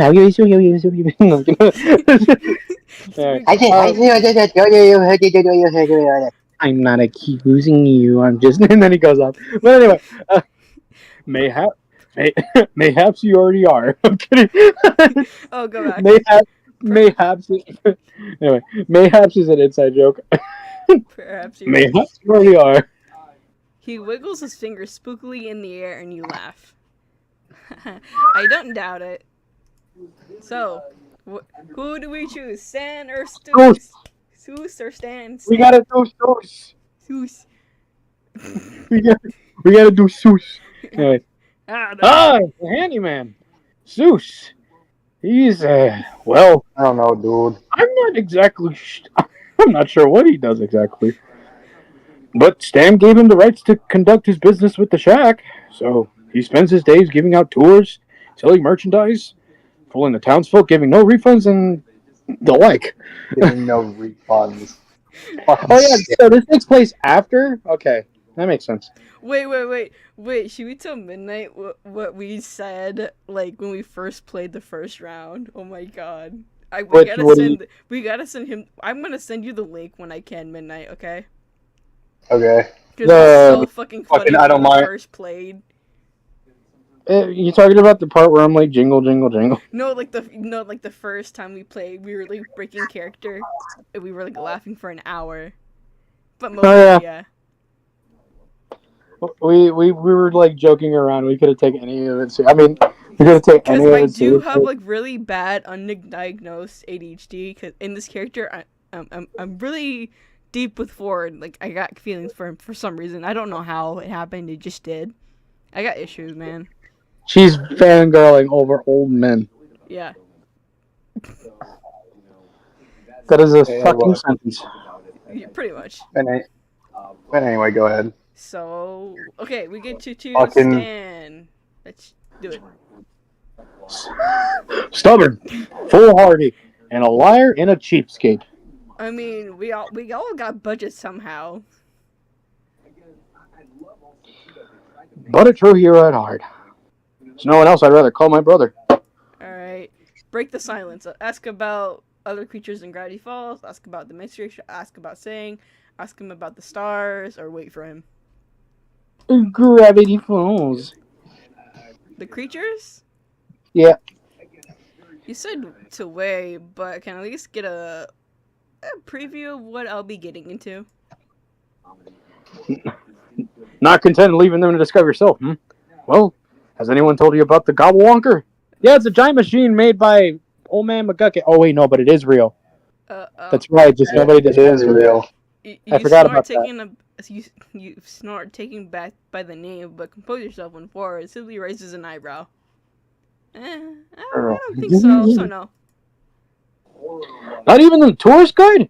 Does the office even read my letters? They probably think you're some nut. Ford mutters to himself something about updating the tourist guide to warn against local dangers. He sighs with Gobblewonker's a 3,500. He just starts going off. You don't even pay but attention because soon he's just like, lightens up at the prospect of getting you to introduce to another strange creature. well, let's see the Gobblewonker. No, I'm kidding. Hey, now who's attending? Oh, fiddlesticks. No, it was banjo polish. Oh no, I'm just gonna skip this ahead. My old research assistant apparently saw it at some point. He said it was large, gray, and scaly with long neck like a giraffe. And then he also built a copy of it that he built. Yeah, for some reason, to scare the fucking people in town. Called them crazy bitch. You wouldn't have any odd sightings, have you? It's only been 24 hours, but my first encounter with the strange occurred shortly after my arrival as well. I don't think so, because I'm not around here, so... who else had a strange arrival? Your mom. Anyway. Not from apart from today. Well, don't count on that being the norm, Maria. Well, don't count on that being the norm, Maria. In fact, the norm is a laughable concept here. Very much so. Everything floats, is ask purple. About the mystery shack, ask about staying, ask about the stars. A person got, literally the other day, the 12th Mystery president shack. of the United States got fucking encased in a peanut brittle. Oh, wait, I like how he frowns again. He's like, mystery shack, yeah. Yes, the mystery shack. The mystery shack used to be my house once upon a time, and now it's a tourist trap. Gee, I was just guessing. I wasn't even reading that. That was me trying to make a joke. I didn't. I wasn't reading. I wasn't reading that when I said that. When I said tourist trap, that was completely just me. It was just my character breaking the fourth wall. A tourist trap. A tourist trap, and then your character. I'm glad for what it's become as a home. I just wish it weren't so offering to each of the senses. Ask about. I don't know what he means by that. Ask about the stars, or staying, or wait for him. Stars. All right. Stars. You asked Ford if he has a favorite constellation. Oh fuck! Hold on. You asked Ford about his favorite constellation. His answer comes faster than you expected. Orion, Ursa Major, without a doubt. What about you? Fuck. If I say the summary triangle, he's gonna say, "I hate you." No. Canonically, I just like stars in general. So in sense, they're all your favorite. Pretty much, yeah. If I say the summary triangle, you're gonna kill me. Well, actually, you can't kill me because you can't really. Summary triangle. Actually, never mind. You can't really kill a woman because it's illegal, or depends on. Oh, please. Laws are a joke in this universe. Break the silence. Ask about staying or wait for him. Fucking why not? Let's pull this one off. Ask about staying. Are you really okay with me staying here? Because I could go get a bus and forget about my car, honestly. Absolutely. I owe it to you, after all. You helping me today, however, was not part of the plan. You're making it rather hard to settle my debt. Okay. Ouch. But, I'm sorry. I think you did me a favor just by letting me come along today. The two of you share a smile. Ford's look across the lake and thought, Maria, I have to admit, I didn't want to take you with me earlier today. Thought I'd be walking myself into an uncomfortable social situation. Yeah, 'cause you're a doof. So did you, to be honest. And you do well out there. Not many tourists could handle this kind of task we just completed. This had the potential to have gone disastrously. I mean, a butterfly net against a Mothman? Easily 3% success rate. Oh. You actually did the math on this? You fucking nerd. Sometimes the more Ford speaks, the No least wonder you're a virgin. I'm kidding. the least reassured you feel until all that's left is a distant, uneasy smile and nod anyway. The two of you sit in another moment of quiet, all night air, pleasantly chill around until Ford again breaks it. We should head back now. I'm sure Mabel will want to hear we've been successful. We should. You stand and Ford gives a hand from the makeshift branch. Ford takes the lead again, and soon you're no longer able to catch the side of the lake when you glance back. Ford gradually adjusts to his pace to yours, walking by side, with you in comfortable silence all the way back to the shack. Almost there. You recognize from the glance flashiness, towering faces like Mr. Shack. Mystery back this way. Sasquatch to your left. that you are extremely close to arriving to the shack. As you and Ford leave the tree line, you see the bright light shining on the porch. You make out the faint outlines of the kids' shadows as they run through the house, emerge in attic window, and Mabel pushes it opening, leaning out. Cuckoo Ford! Finally! You took so long! I had to take time to cover Waddles and macaroni. What? What? Why would you do that? I had my reasons. Did you get the thing? Yes, I'm coming inside so we can stop shouting. Where are you? Oh, fuck. We got a big to say. Sorry, you can do fix. Yeah, come on. We've got a big to say. Okay. I think I can try to do Dipper. Alright. Maybe your stay won't be too bad, too, after all. Back inside the shack, the grand conclusion to your explanation to the Mothman's cave springs Maisel said with friendly blah blah blah until the poor piglet rings a louder. You see, Mabel and Dipper head back to the bed, looking sleepier than usual as a result of something about louder soothing to sense. You crash out fairly soon after, face to face on your makeshift bed. So we. Oh, looks like this is actually working out. Call the caterers. I hear wedding bells. Ding dong, ding ding dong, ding dong. You wake up to a loud crashing down, so not entirely uncommon in this house. You quickly finding out, but still disconcerting. More clittering and thumps you to the kitchen when Mabel teeters on a short step ladder in front of the pantry, standing on her tippies as she reaches as high as she can follow a small yellow box on the top shelf pancake mix. Without a word, you get to her side, pluck the box from the shelf for her face, placing it into her outstretched hand. I'm 5'4". I don't know how tall Mabel is compared to me. I'm like 23 years old and still 5'4". So I would probably need that fucking ladder myself. Oh Maria, thank you. Corngo stud put on top of the shelf for some reason, but need some Mabel pancakes. It's a breakfast emergency. Do I want to know why it's a breakfast emergency? Do I want to know what Mabel cakes are? Waggles her free fingers in your face, and you can't help but laugh. You can tell the house becomes more alive when kids are around. Want to help me make them? We only need chocolate milk, coffee, pink food coloring, and a pot of gold. Pot of gold always.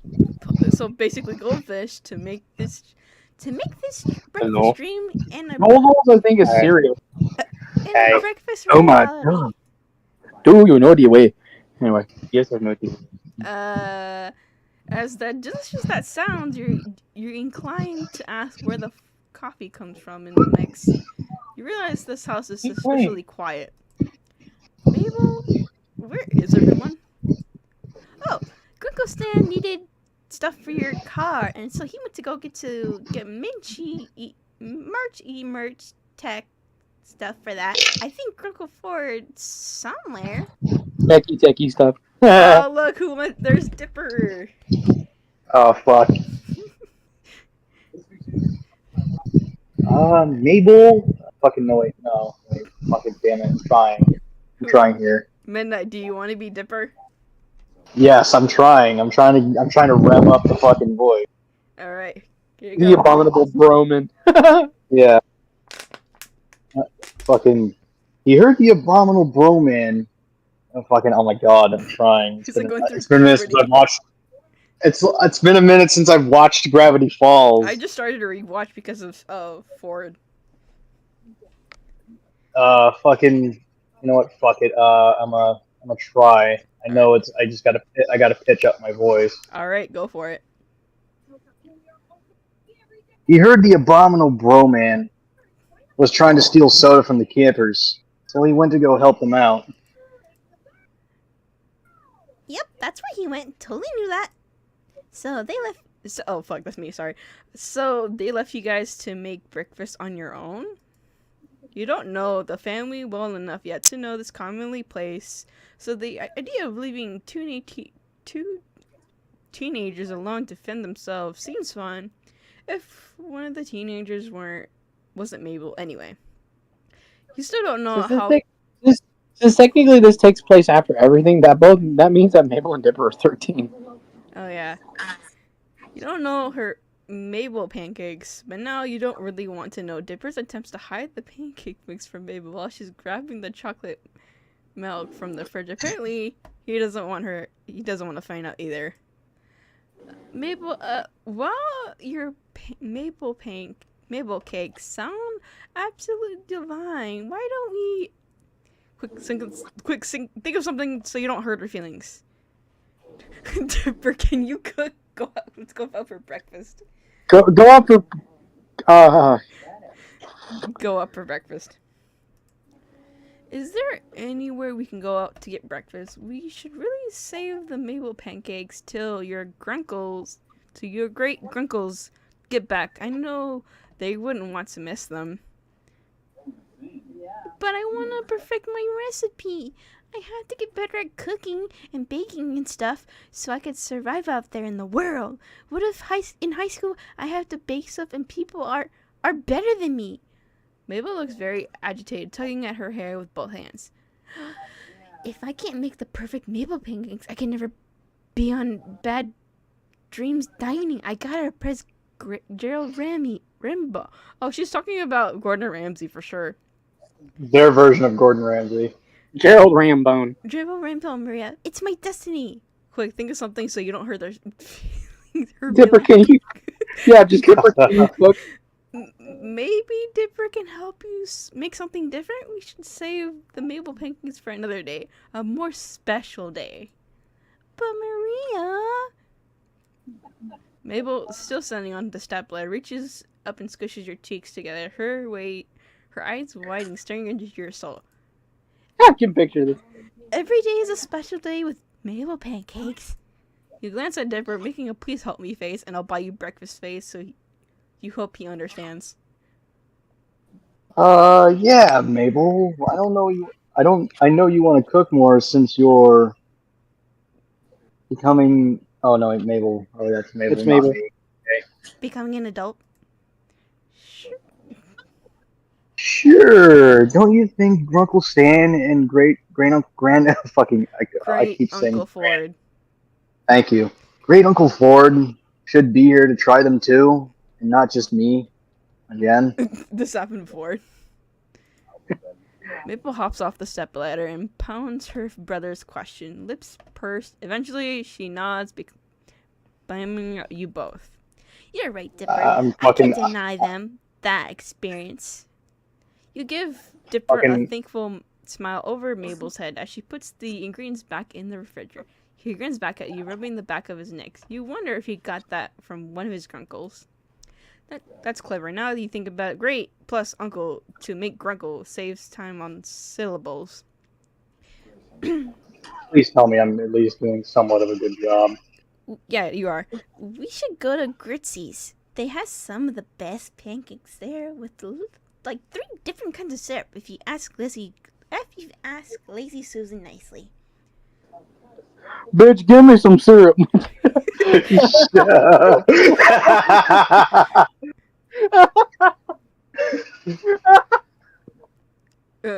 Midnight, you go. Yeah, it's not super far. Let's go. You know what? Sure, why not? The kids are about to head out of the kitchen when you realize something.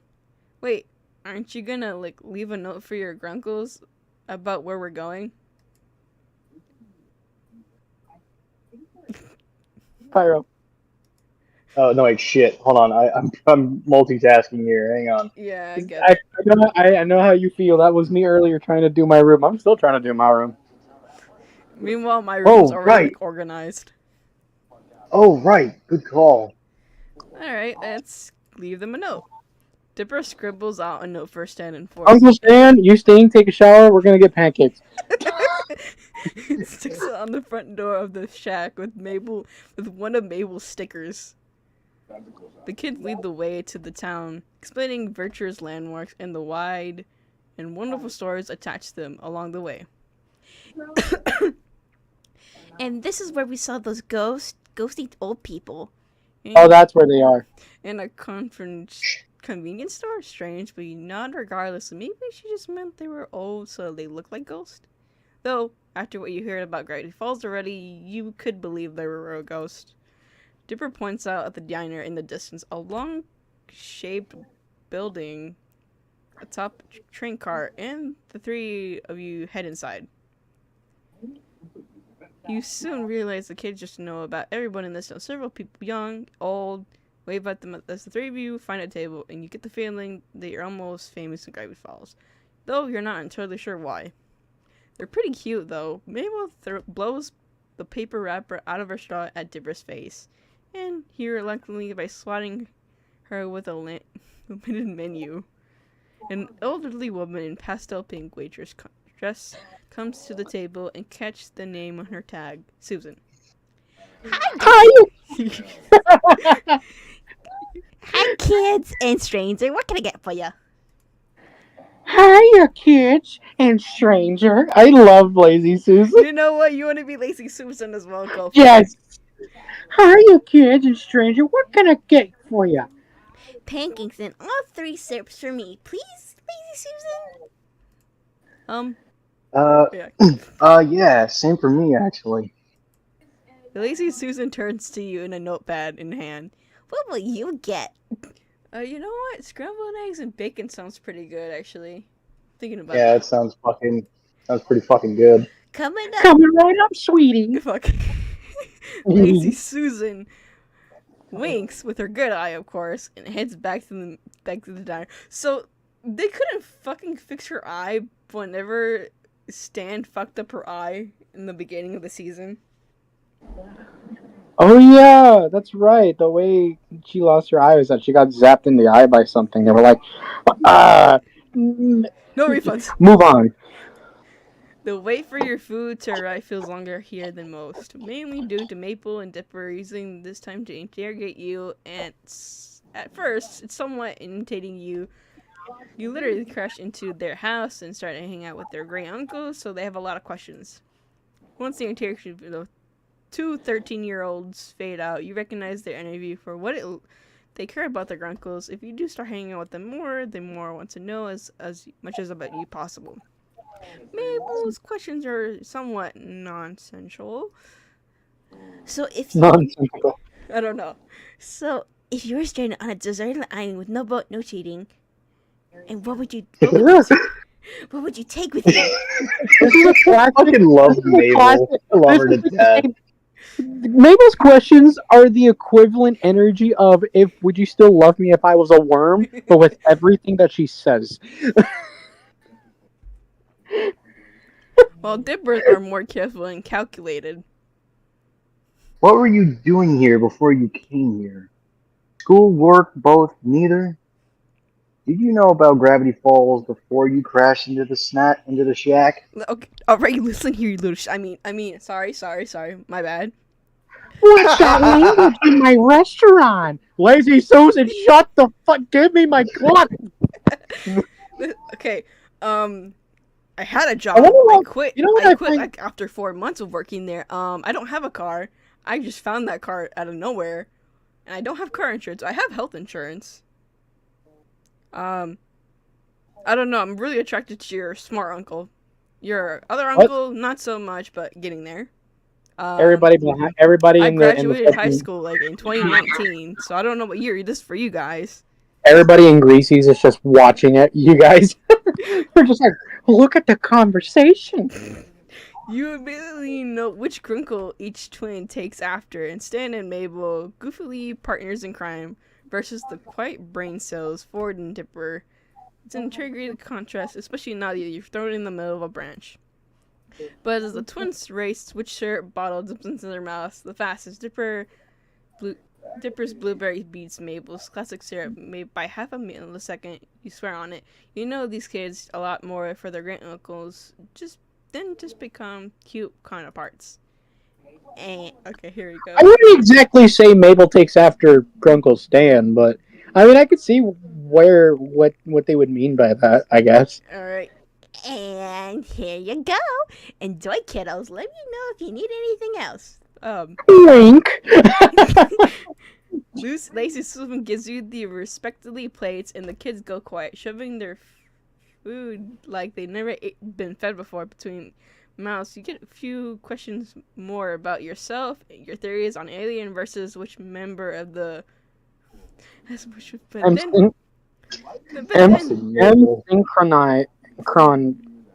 was your favorite. But then the table is near silent as the three of you ate.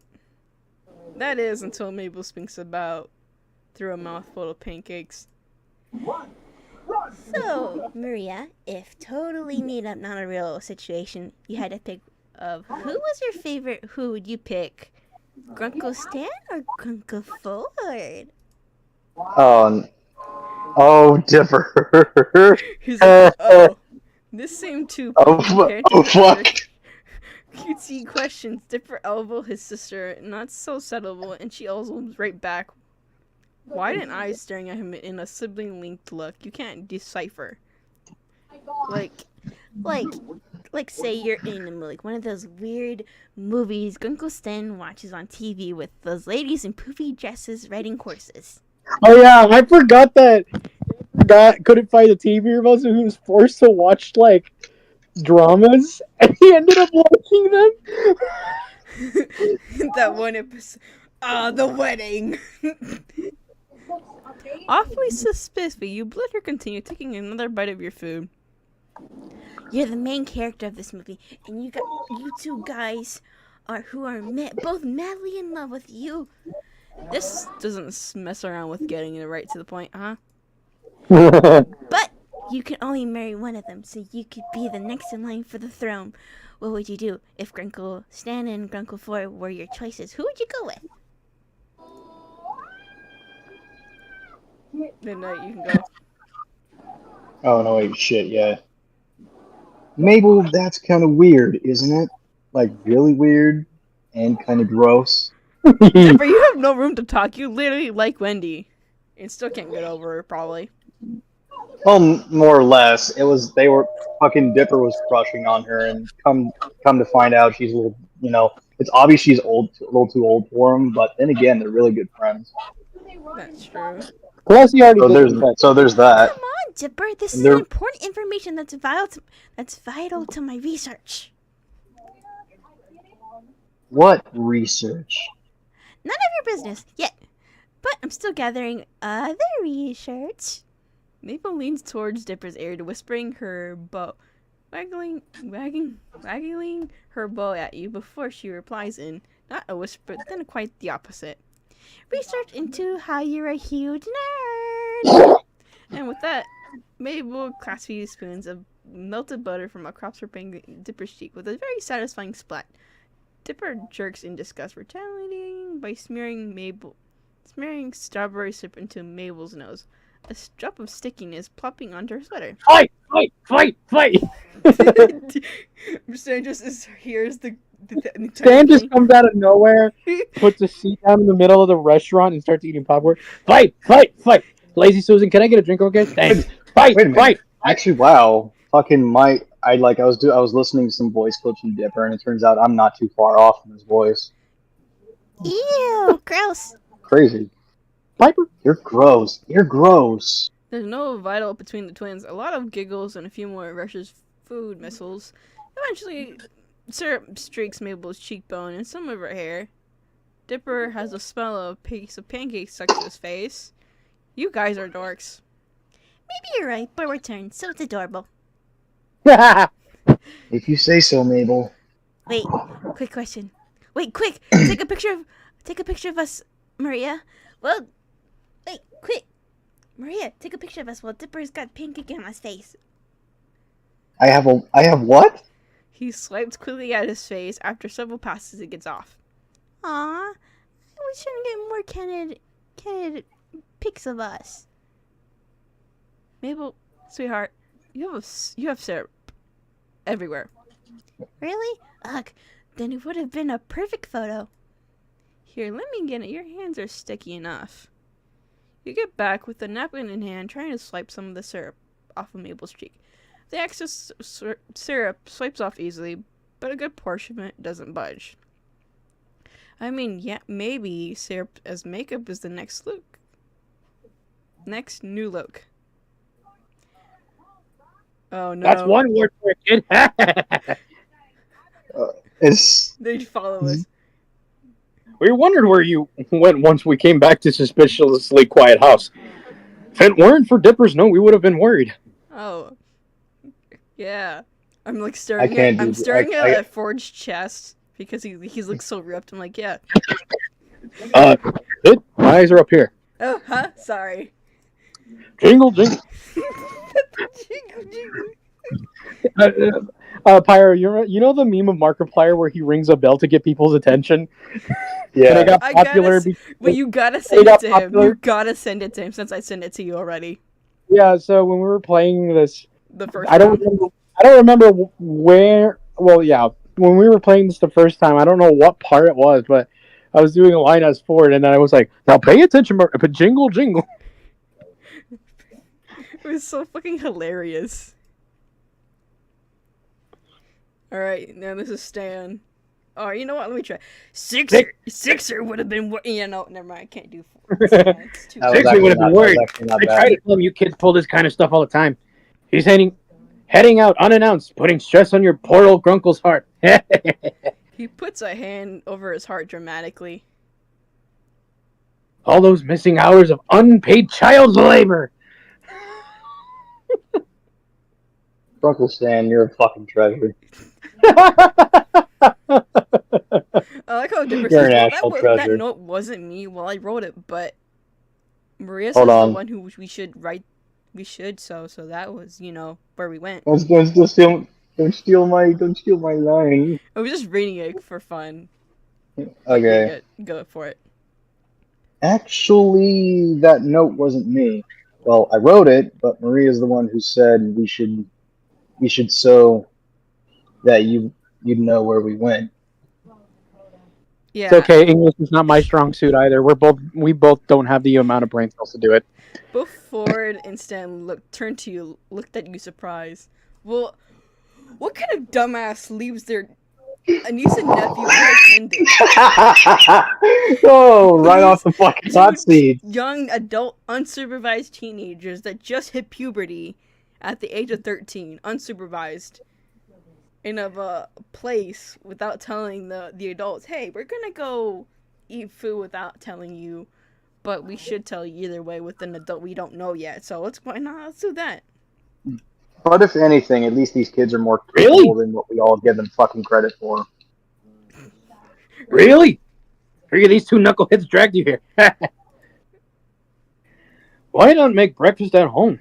This place is at least a 15-minute walk from the shack. You know why? I think that's why I'm dying of breath here. What? I have like a tired breath from walking. Well, What do you say? I'm- You want some? You want some of Mabel's cakes? Here, I brought some. Actually, I found the recipe. well, Actually, I think got one even better. I found a vape. Anyway, no. You glance Smoke at 'em. Dipper swiping. You glance at Dipper swiping his fingers across Mabel's cheek Fucking and licking the Dipper. blueberry syrup off of Mabel has pancake in her mouth, chewing out loud like a like a grazing sheep. Nom nom nom. Well, I wanted to treated them to something, I guess. It's, the least thing I can do. You're letting me stay here with you, fixing my car. I thought since you were gone, I should take these two out for a change, since they're young adults. Well, preteens, so... That are more capable than handling themselves. Also, Mabel was gonna make her Mabel cakes again. You're just mad you can't even make a toast right. What? Yes, I can. I burned it one time.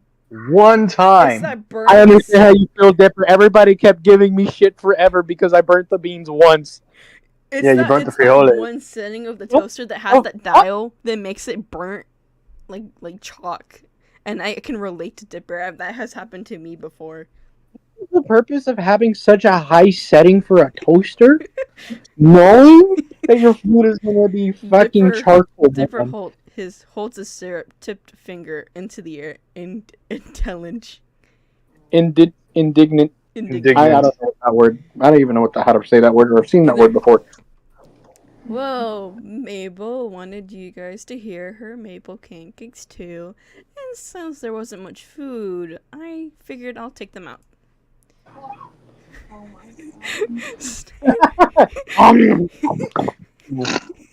Hey, you're pretty good. You guys, ladies and gentlemen, for all this. All right.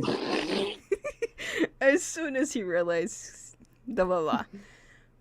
Great. Well- Oh, Fort's blushing at me. Oh, thank you. You know what? Well, Maria, I really appreciate you looking after Dipper and Mabel from us.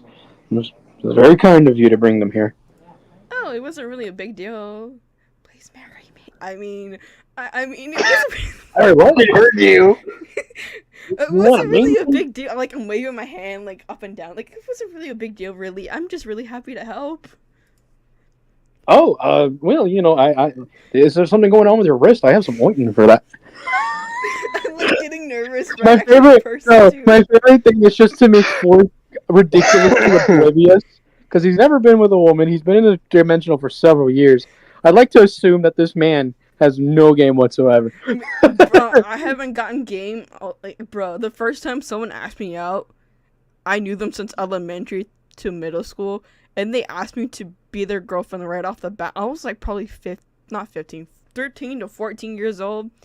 They asked me to I knew this person too. I knew them since childhood. They asked me to be their girlfriend, and I was so confused. So I knew nothing about dating. Later on, they asked me to be their prom date, their homecoming. A few years later, they had a tantrum in middle school and transferred to a different school. A few years later, something bad happened between us, and I don't want to talk to them again. And they're also a furry. Let's not make talk about that anymore. Like, Isn't that the majority of us here? No, like yeah. that weird type of furry that just begs for attention. Okay. Yeah. Yeah, never mind. Let's go. Let's continue onward. Ford looks too close to the shade of his sweater. Dipper mumbles an ow. Ow.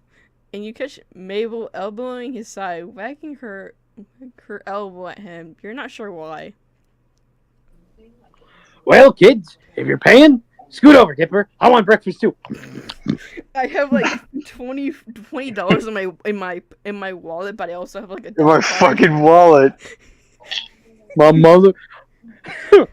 motherfucking pancakes. Yep. Or it's like, hey, the poor 23-year-old doesn't have a lot of money. It's at least 12:30 now. Shut up, you old bag. I want to keep eating. Why Grunkle 4, that means it's time for brunch, duh. See? This kid gets it. Now let me so I can get some grub. Dipper moves to your side of the boob as Stan sits next to Mabel and Ford sits at Dipper's side. Lazy Susan comes back and takes an order for another round of food and drinks, including for everyone, including Mabel, who decided wanted more pancakes. All right, more pancakes. Hello, 4 twins. Oh my God! Wait, I just realized it's twins and twins. That's funny. You're starting to regret offering. Yeah, it's kind of crazy when you think about it. Stan and Mabel Actually, it's crazy. Tried their hand at the syrup drip race, with Dipper cheering them on, Ford watching with a wide grin on his face. You know you really don't mean that. What is it? Wait, what is it called when you're not identical but you were born at the same time? Paternal. Yeah. Paternal twins. Okay, because wait, are Dipper and Mabel supposed to be identical twins? I don't. No, they're maternal because they are supposed to be. But if you're like born a boy twin and a girl twin at the same time, you could actually dress yourself as the other twin just to fuck around with people. So, okay, no, because that's one thing I always wondered about twins. And as ignorant as it sounds, I'm just like, even if you're a boy and a girl, because like I know gender doesn't really matter, but like, does it still count as being identical? That's just a weird question I've always wondered. No, I think that is. You walk through the living room, lost in the thought of a question quiz and Ford's journal pages. Narrowly don't avoid slipping on a sheet of graph paper. Oh. Don't look. Oh, it's you. What were you drawing, Dipper? He's like secretly drawing me, just make sure I'm not a fucking monster from a different continent. What do you mean by that? It's like, it's the 13, Latino that's 23 years old because it has daddy issues. 13, listen, when you turn 13, you get into some interesting things, okay? He's like, it's you, the 23-year-old Latina that has daddy issues. Okay. I have a racing team? What the heck? Oh, that's a fucking burn. This is a fucking burn. Wait, what happened? I didn't hear it. No, it's what it's what she said. Oh, what did you say? It's you, the 23-year-old that has daddy issues. Exactly what I was about to say. You know what? Screw you too. Imagine, I'm like, oh look, it's the 13-year-old sweaty boy that has thing for gingers. And her aim is getting better. Anyway. Dipper peers out over a book that proclaims D&D. Oh great, Dungeons and More Dungeons officially launched his campaign journal. He's sitting on the elbow armchair with crisscross legs. Hey, yo, wait, is Dipper a DM? What the fuck? He is. He's got a pepper rolled up with dice. No, Dipper low-key cooking. Let this boy cook. Because no, here's the thing though. I know he plays the game, but I would have never considered him to be creative enough to be a DM. I know that sounds mean, but it's true. That guy says, okay, ready? Like I said, let this little boy cook. Hang on a second, I'm putting something away. Dipper as a DM is great. I like that. Let's see what kind of kooky stories you come up with, little dude. I'm just waiting for Midnight to say the lines because I'm finding. Yeah, I know. It's alright. I'm sorry. I'm trying to put something up. I need to organize this fucking thing. Anyway. Next time we play again, I'm going for the Stan Pines route. Did you know I have a quick bit of trivia while we wait? I have one thing I've never. I have a lot of. I like to keep random knickknacks in my room, so I have not only do I have a small spyglass telescope, I also have a really cool magnifying glass with a marble handle. What? That's pretty fucking neat. I have a magnifying glass with half wood, half marble handle. It's actually really cool. I have a fishing pole in my room. And it actually works too. When I bought this, I didn't do an actual glass. Who the fuck is pouring cereal at 3 a.m.? I'm not pouring cereal. I'm pouring kibble for my dog. Oh. I can see the details in your armpits. Anyway.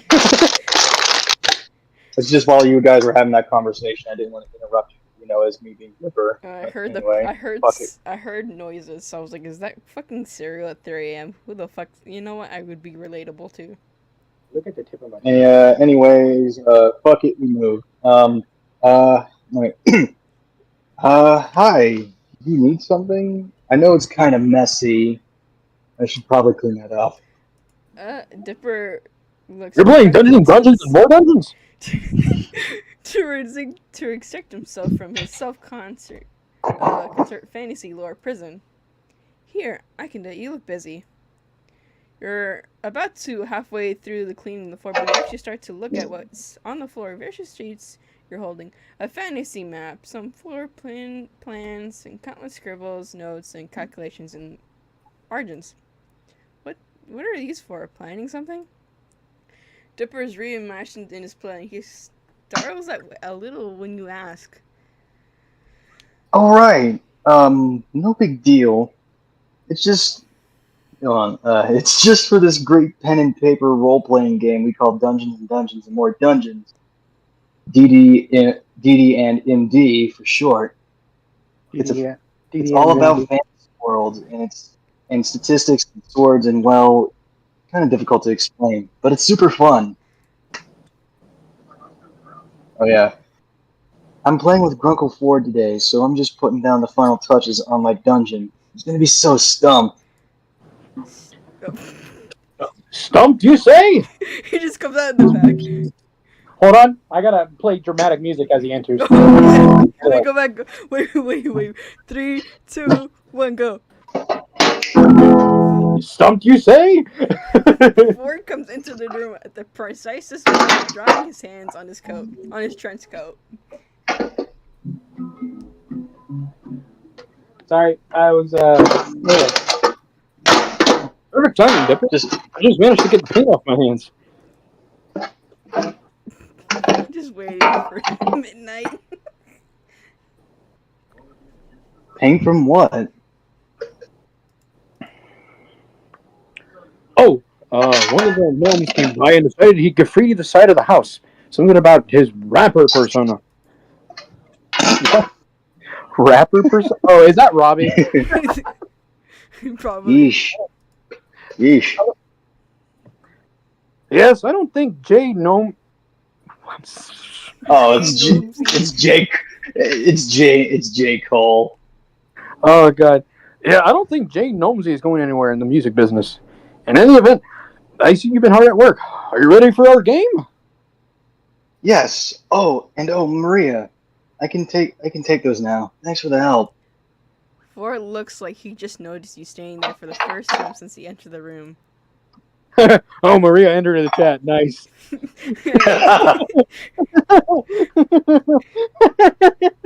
All right. Maria, glad to see you weren't shaken up by our adventure yesterday. By now, people would have jumped out the window, or everything else. You grin and hand Dippers the tall stack of papers, catching a glimpse of the statue of a knock skull. Wait. I just reminded myself of that scene from Robot where Fenner was like, "There's gonna be another one tomorrow." My last roommate jumped out that window. Well, I made it back in one. The fuck? Okay. Sir, hold on. I'm waiting for Mario to say that line. Mario, wait, hold on, Mario. Just one more thing. Yeah. Give it up, butter. It's good about me now. Anyway, That's the spirit. Though 90% of a peak would have been good too. You know, you never realize how little difference 10% makes until you lose it. Alright. Dipper. Yep, I figured. Dipper. So, how was the Mothman? Well, he was all fat, ugly, and made of a bunch of different moths. Yeah, and I fell and he made me as bait, so that's romantic right there. That's not my fault. You were the one that fell into the floor. It was funny. Right. Should have seen her phone fly out of her hand. It's like watching a baby drop an ice cream. It got wet, but he fixed it. That's more of like a Stanley move right there. Anyway, Shacking up. Okay. Shaking up. Shaking up all the time. Shaking up. All in the name of research. All in the name of research, though. I've seen it lose a few moths and come back the next day with a good as new. Wait, what? I've seen it lose a few moths and come back the next week good as new. Okay, sorry, I couldn't read for a second. I've seen it lose a few moths, come back the next week good as new. A process akin to cycling out dead cells.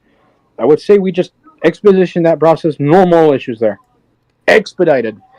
Big meat features a Spider-Man. Anyway, Damn it. We get it, Big meat Uncle features a Ford. Spider-Man. Listen here, you're fired. Anyway, well, Maria, the game calls and I must answer. Stanley's about if you're looking for him. Though, well, if you wanted to join our game, I certainly wouldn't object. I promise a fun afternoon of pure nerdiness and spyglasses. You want to know how many times I have to sniff diesel fuel whenever I play this game? A lot. Anyway. Another player? Yeah, totally. Why do I I make can him give you a pre-made I can give you a pre-made character sheet to start and dice to shoot. Where I'd put my others. Now, where did I put my other set? Don't worry, I got an extra set. Isn't that the one that made the universe like come to life and then you just? Yeah, they were playing like Dungeons and Dragons. I have an infinite-sided die. Watch this. Shit, I shot the dragon. Speaking of that die of like him doing with his extra fingers, bro, I was like smiling at that scene. I'm like, that should be me right now with those fingers. I mean, what? Shut the fuck up. Me? You were so down. You were so down bad. Daddy issues. Leave me alone. You know what's funny is that technically Ford would have a better grip too because he has at least 4 fingers holding on. That's true. Yeah.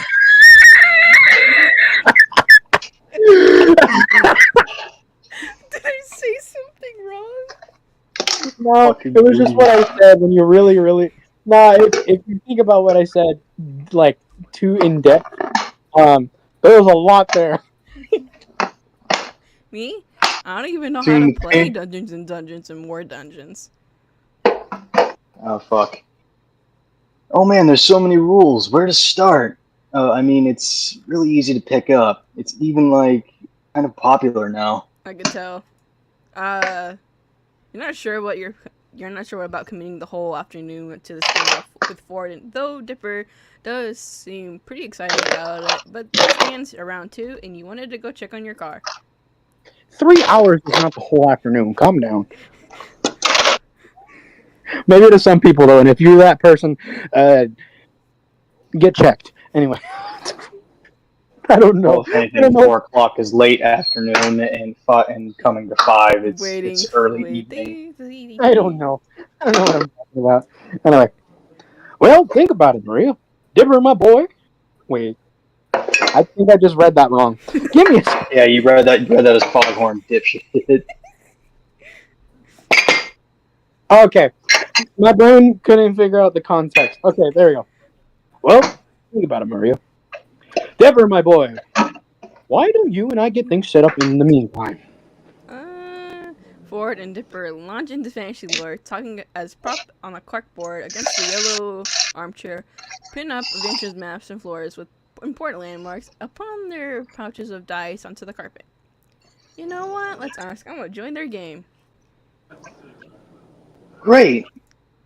Oh shoot! Did you take plans earlier? Those were for Dungeon Master eyes only. If only I'd known you were going to join us. Hold on. Yeah, I did. I know all your plans. No, I'm kidding. Don't worry. I didn't. Don't worry, I didn't look. What a relief. Dipper. Wait, what?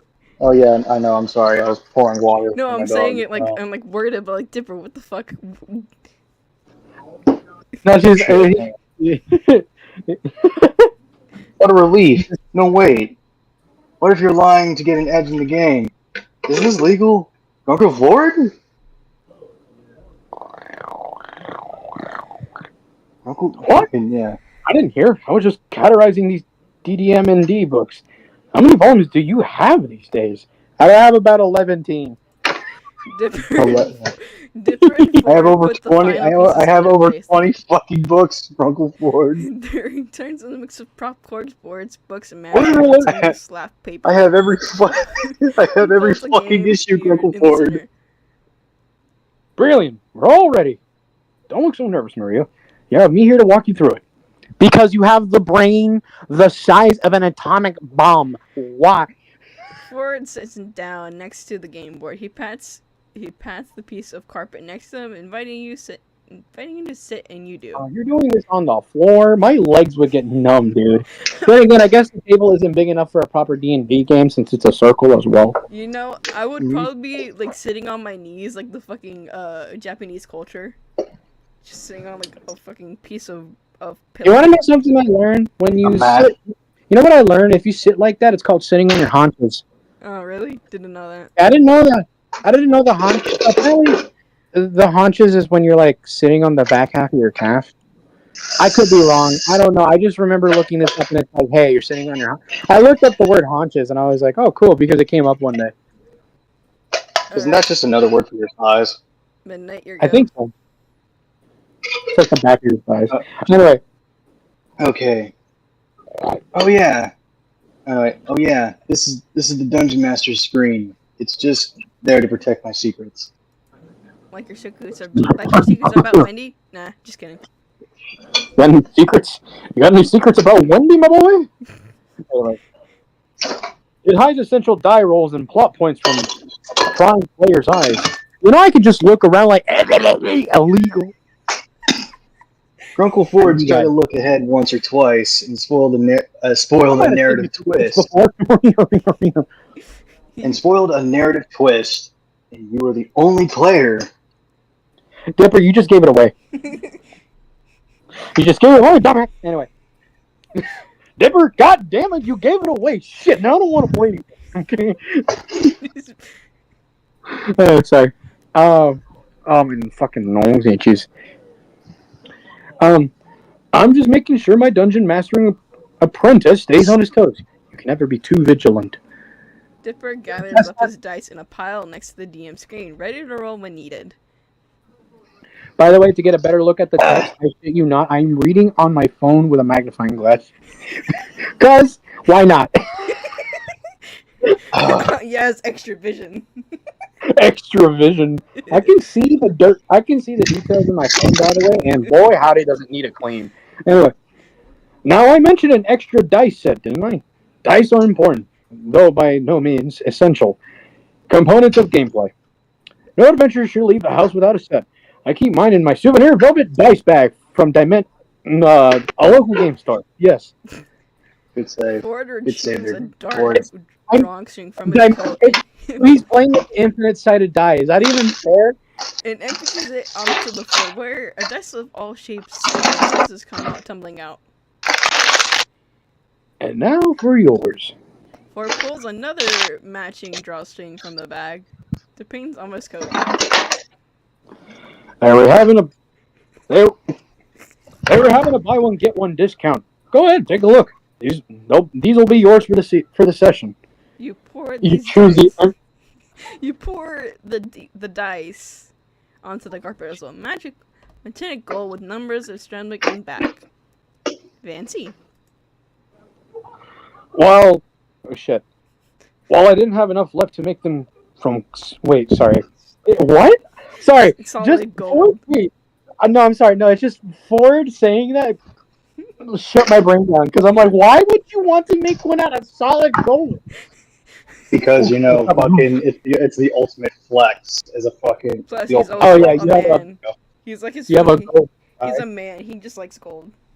Oh, listen, not Jew. all men like gold. Some people like pewter, some people like platinum, some people like silver. I like bronze. No, I'm kidding. But bronze is actually a beautiful color if you mix it with a certain I mean, I do like other silver. metals. Silver's a pretty color if you know what to do with it. Anyway, Just While I didn't have enough left to make them from solid gold, I was able to Electroplate a set for fun. Electroplate. You cold plated a die. What? Well, fucking, what the fuck's the point? I mean, it doesn't sound that bad. Alright, Midnight, your go. I know. I was just wrapping something up on my Alright. console real quick. What if Dipper and Ford swapped voices? No, I'm kidding. Ew! I'm not gonna picture that well at night. Great Uncle Ford, you electroplated those dice? No, I'm kidding. It's like that episode where he takes the fucking drink. It's like that story when they're telling stories while falling in a wormhole, and they just it's the story that Dipper says about him getting a voice thing, and then he sounds like a news anchor. Oh, and I'll be back after these messages. Sorry. Okay. Anyway, Great Uncle Ford, you electroplated those dice? They're so nice. That doesn't mean I didn't mean to rhyme. Alright. the other question would be, where did you even find and learn how to electroplate dice, and where did you get the gold for? Maybe you should be the one with the rapping career. Fucking career. Maybe you should be the one with the rapping career, not Jay knows me. James Gnomesy. That's such a hard. I won't blame you. That is a hard thing. James Gnomesy. Dipper laugh. Yeah, maybe not. But anyway, let me reintroduce our characters. Dipper clears his throat, sitting into the dungeon master Into the DM. persona. Dipper the DM. Anyway. When we last left our fucking forgive me. When we last left our heroes, Mid the meddling trapped the great elven wizard Verhan and the halfling fighter Tyros in a dungeon filled to the brim with puzzles, riddles, and brain teasers. To reach Miv and the end of this journey, once and for all, they'll have to brave the dungeon's mysteries and escape with their lives intact. And hopefully, their body parts. Anyway. Dipper sets two figures side by side on the game board. One is imposing figure in flowing robes, and the other one is much shorter in comparison, but posed though willing to provide himself. You suppose the farmer is a vine, and the letter is a Taurus. Vernon. It's Vernon. Oh shit. Okay, but what would our two heroes find in the first room of the dungeon but a potential ally, just as trapped as they are, who will join them in their quest for freedom? Dipper placed three figures on the carpet just off the side of the game board. And you get to choose your character now, Maria. I don't know why I continue to go with the get up, but anyway, whatever. I know I'm playing as myself in this game. I'm using my real name. I know, but just I don't know why I chose to continue with the voice, but anyway, Mulligan. Alright. And you get to choose your character now, Maria. These are starters with pre-made templates, so they're good for short notice additions like this. Dwarf fighter, because I'm following the script of the gameplay. Mario. Fighters are hardy. Brash, and know how to pack a punch. Another fighter, huh? We might need that. Wizards can be kind of squishy. If that's not a dig on wizards, I don't know what is. I've been watching a lot of D&D shit recently, and that's kind of funny to me. I mean, yeah, wizards are kind of squishy. I like how Ford says my wizard has extra opponents in a constitution. My wizard has extra points in Constitution, which means you're racist. No, I'm kidding. You glance at Ford's character sheet and see that, you're a fucking racist, Dipper. A little buffier than normal. He's a little low on the wisdom. Be a profiler? Yes. Dipper moves your figurine onto the board beside Farn and Taros. Fuck. Alright, what's their name going to be? even get to pick. Alex. Alex. Short for Alexandrios. Jesus Christ. You're trying Alexandria. What the fuck? I can't even say. Alexandrios. Alexandria is under his. Alexandria. Poor baby. He's trying. Leave him alone. Alex. God damn. That's a what? How many Alexandrios? Shit. All right. I'll just call them Alex. Here's your character sheet. It's got all your info on it. You have an inventory? Anyway. Our heroes encounter Alexandrios, Alex for short, in this room of the dungeon. Alex, This room is full of racists. what's your deal with our main villain, Niv the Meddling? Oh crap! I have no clue what to do with Dungeons and Dragons, so I'm fucked. What's your deal with our main villain, Miv the Meddling? I just woke up here with a headache. Miv promised me eternal glory, but left a dagger in my back instead. Miv murdered my family. Now I seek revenge. Do I really? Well, you're a fighter. Well, actually, wait. Are you still following a script, or what are you doing I'm here? looking at the tutorial that the person's picking around, but I guess they skipped ahead. So, but we're gonna get to that part to take a look around, go through the red doors, and smash a window. So, what should we go? Should we ask Ford for help? Because I have no clue about D&D. Because I have no clue. I've never played it before. So, what do you think? I wouldn't. Well, I mean, fucking since me and Mario have somewhat some experience in D&D.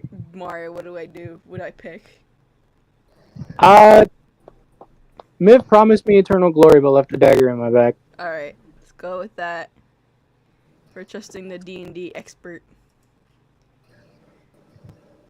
Alex explained how she struck Niv's ire and turned Tyros shares that Niv once bested him in a duel, an embarrassment, because Miv is a sorcerer. Sorcerers aren't known for their physical combat skills.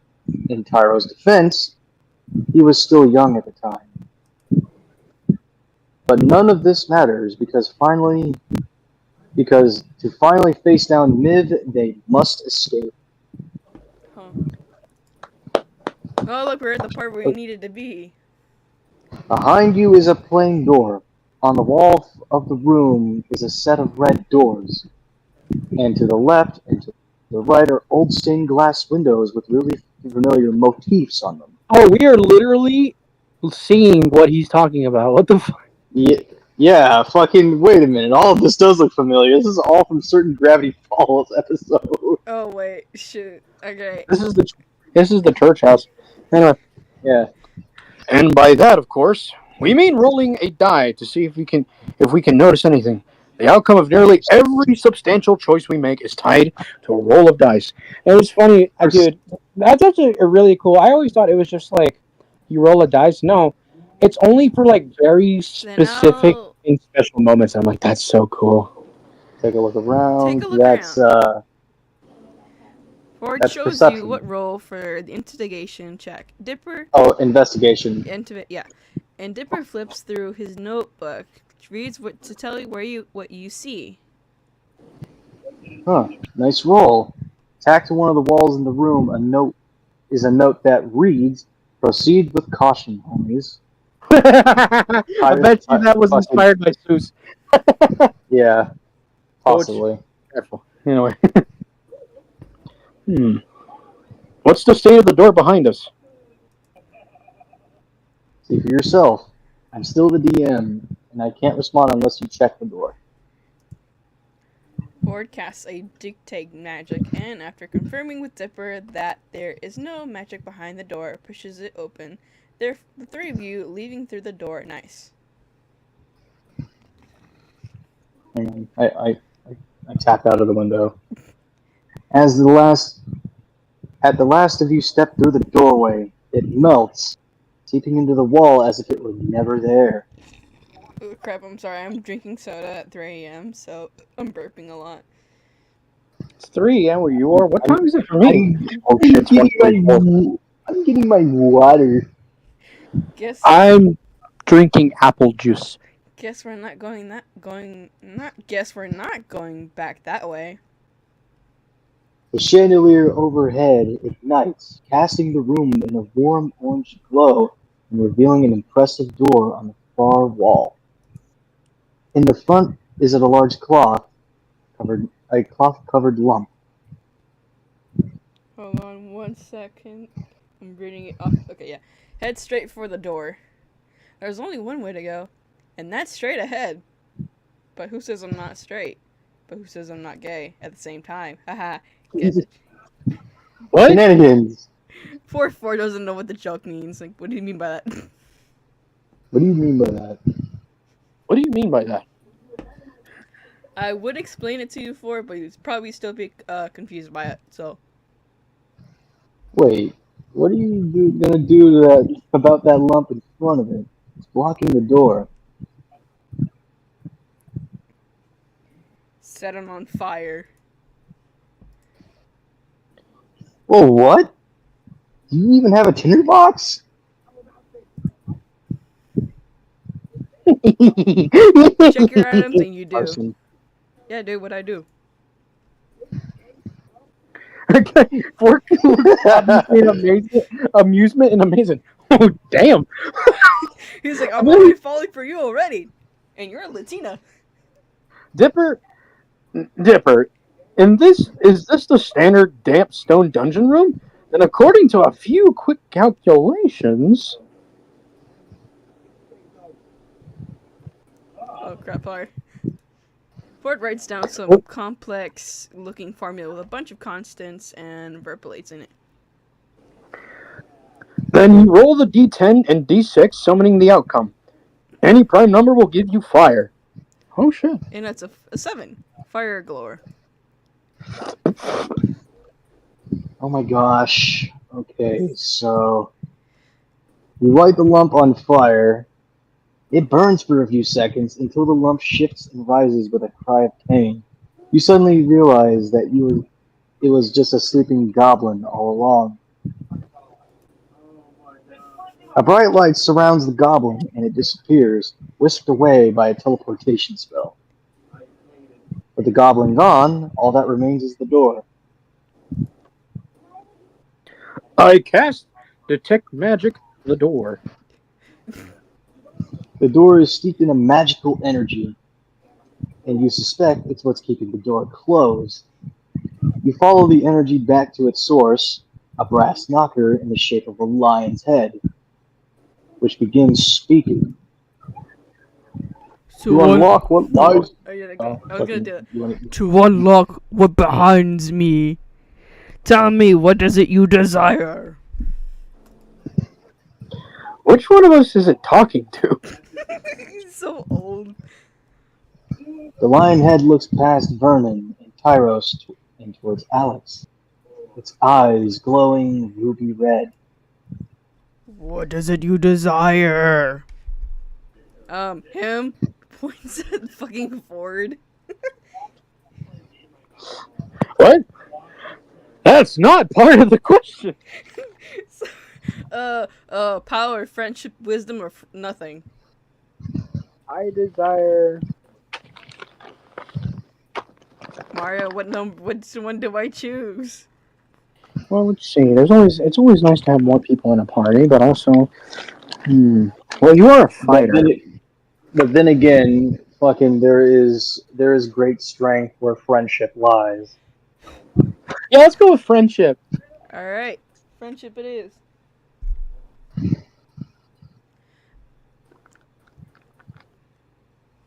Oh yeah. Oh, as the light. Oh, sorry, I was gonna skip it ahead so we can get further to the part of the script. Okay, go ahead. We can get to this one.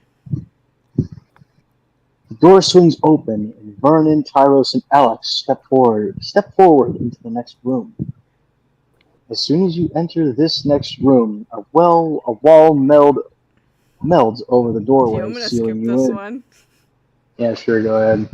Inspect the walls, inspect the lights, and inspect the far wall. Hold on. I think I remember. You know what? Should we expect the lights or expect the far wall? It doesn't matter. Mario, which one?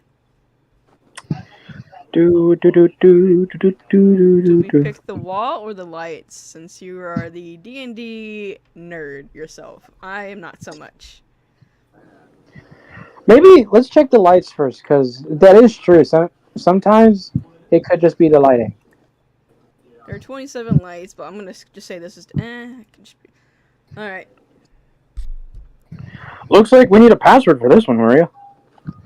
Oh, we could have chose nothing. Aw, dang it. Oh well. Oh, we could have chose nothing. Let's go back. Can we go back? Oh, we can't. Fuck. I'll just go through the lights. Let's It's try the. whatever. Okay, you look at it and confirm. I'm gonna choose be different for a second. You can confirm. You look at it and confirm that it's a different color than the rest. Can I knock on it? You see, Dipper gives you a smile, knowing what you're looking for. You knock along the wall and find that one section sounds hollow. As soon as you realize that, the next knock opens up a gap in the wall, which reveals itself to be a door.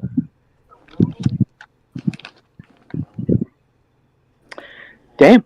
Go through the door. As soon as you enter the room, you're struck by now how I'll skip different it it because you're looks. struggling. Fucking alone, I'm trying. You can say this one's more smaller and easier.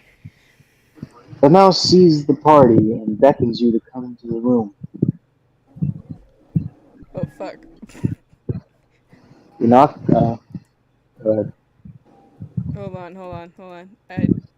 Okay, go through the door. Just hold on. The mouse sees this party. Okay. I want to be the mouse. Okay. Be the mouse. There's been a crime! Someone has stole my precious silver sword! You three look like heroes. Won't you help me? No. Capitalist mouse. When I arrived in the room, I found these three suspects: a gnome, a kobold, and an owl bear. I knew something was going on to come and try to steal my precious swords, so I set up a wondrous feast as a trap for the thieves. Sorry, my mom It's like a came mix in. between Mickey Mouse and something else. Sorry, my mom came in. Ow. She got mad, so give me 1 second to figure this out. Okay, you and Ford share a look at. You know, I'm just gonna skip this. Oh, great. I left him three goblets. The first held a true syrup, and the other two a lion syrup. I don't know which one it is. Now here, no heroes. Won't you help me figure out who stole my sword? I'm afraid that if I cover the culprit, they'll slay me in cold blood. Delicate mouse that I am. Hang on, I'm getting comfortable. Alright, go ahead. Took the words from my mouth. Maria, let's get on with the interrogation. You approach You want me to each. skip it because okay, we're gonna choose Gloam, the first one. Wait, actually, not that one. I think it was this one. I'm a gnome. Oh crap! Not quite. I'm a gnome, and you just got gnomed. Hold on. Trying to see what she chose. Ouch. Gnome. Why won't it let me pick? What the fuck? It's not letting me pick the right one. Fuck. You know what? No. No. Somehow my computer wants to be a prick. No. Not quite. Just back up a little more. No. It might probably be the owl bear.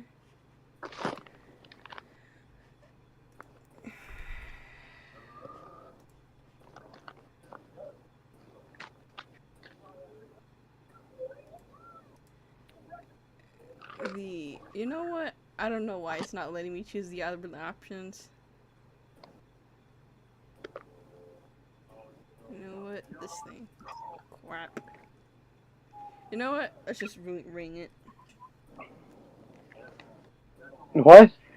It's somehow being a rude person to me. Took the words, blah blah blah. Let's go on with the interrogation, blah blah. I do have to go to bed soon because my mom just came in and she's really mad for me not going to bed soon. So I gotta pick the random thing. It's not okay. You know what?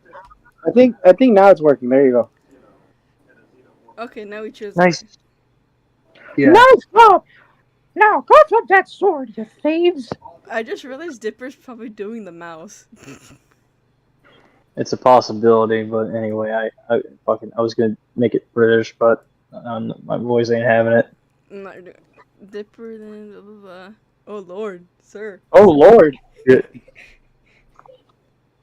What is it with this game that's like randomly changing to like the drastic art style change? Like clearly the fucking Gravity Falls inspired, close to close to the show, fucking art style, and then this. It's a fan game, okay? I know. It's not. I'm not saying it's not. I'm not saying it's bad. It's actually pretty good. Oh wait, hold on. It's Midnight's word to say this. Great Uncle Ford, are you okay? Oh. Oh, fuck my... Oh, yeah, Dipper, I'm fine. I can see a But little then why is your face so red?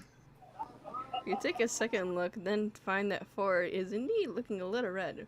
Ford stammers in his way of, it's a little warm in here. You want to say it? It's a little warm here, I feel. As you guess, he's right. You guys wearing a turtleneck in the summer will do that to a guy.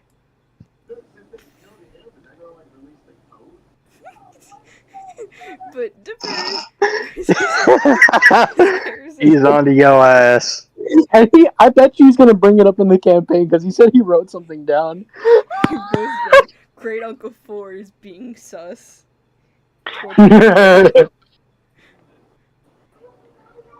Surprise! He writes something down in the marge of his notebook before clearing his throat to continue the campaign.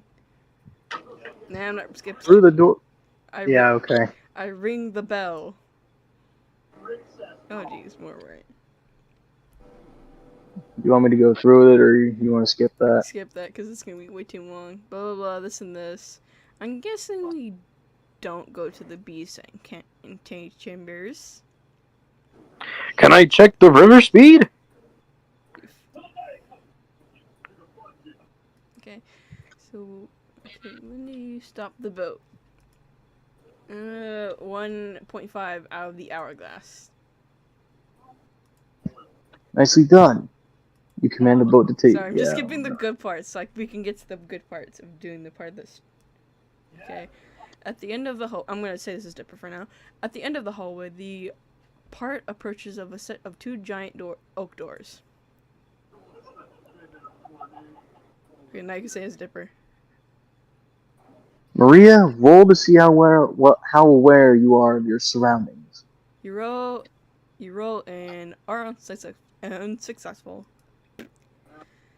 Alex steps on something. A trap panel set into the floor.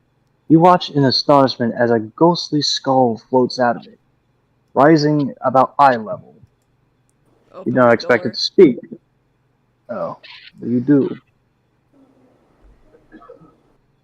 Just about as you're about to touch the door, the skull speaks. Knock. Its voice is loud and booming, enough to match the grandeur of the giant oak doors behind it.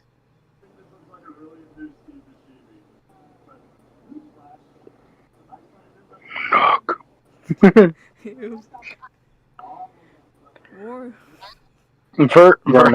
Vernon knocks on the door. The skull. The skull asks, "Who's there?" I answer the scores. I don't know what the person chose. I'm gonna knock on the door again.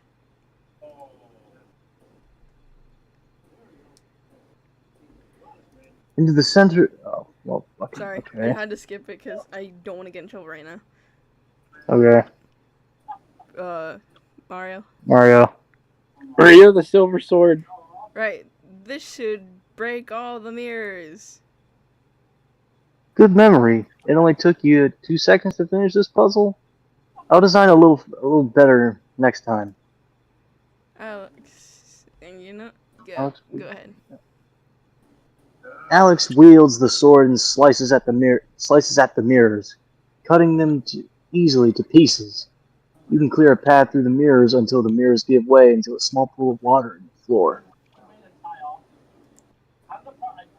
The water reflects your image, beckoning you to touch it, and as you do, you're pulled through the mirror and onto a patch of grass. The sky above you is bright, brighter than the dungeon ever could be, and the three of you shield your eyes from the sunlight. Dipper closes his book with a satisfied smack. There it is, the end of the dungeon. I cut it down a bit on the fly. Didn't want to make it Too too long. long. I would have ran a murder mystery, but I've had planned it out for ages. But my test runs have never gone very well with my focus group. So, what'd you think? So what happens next? When did we fight the sorcerer? This was actually a transition into the next super plot-centric campaign. Oh, Sorry, I was trying to I gotta. finish that. Okay, nah, sorry. Just wanna get. Mario, I don't wanna get go in ahead. trouble. Well, Dipper, I think you did well. It's not easy adding in an extra player on short notice like that.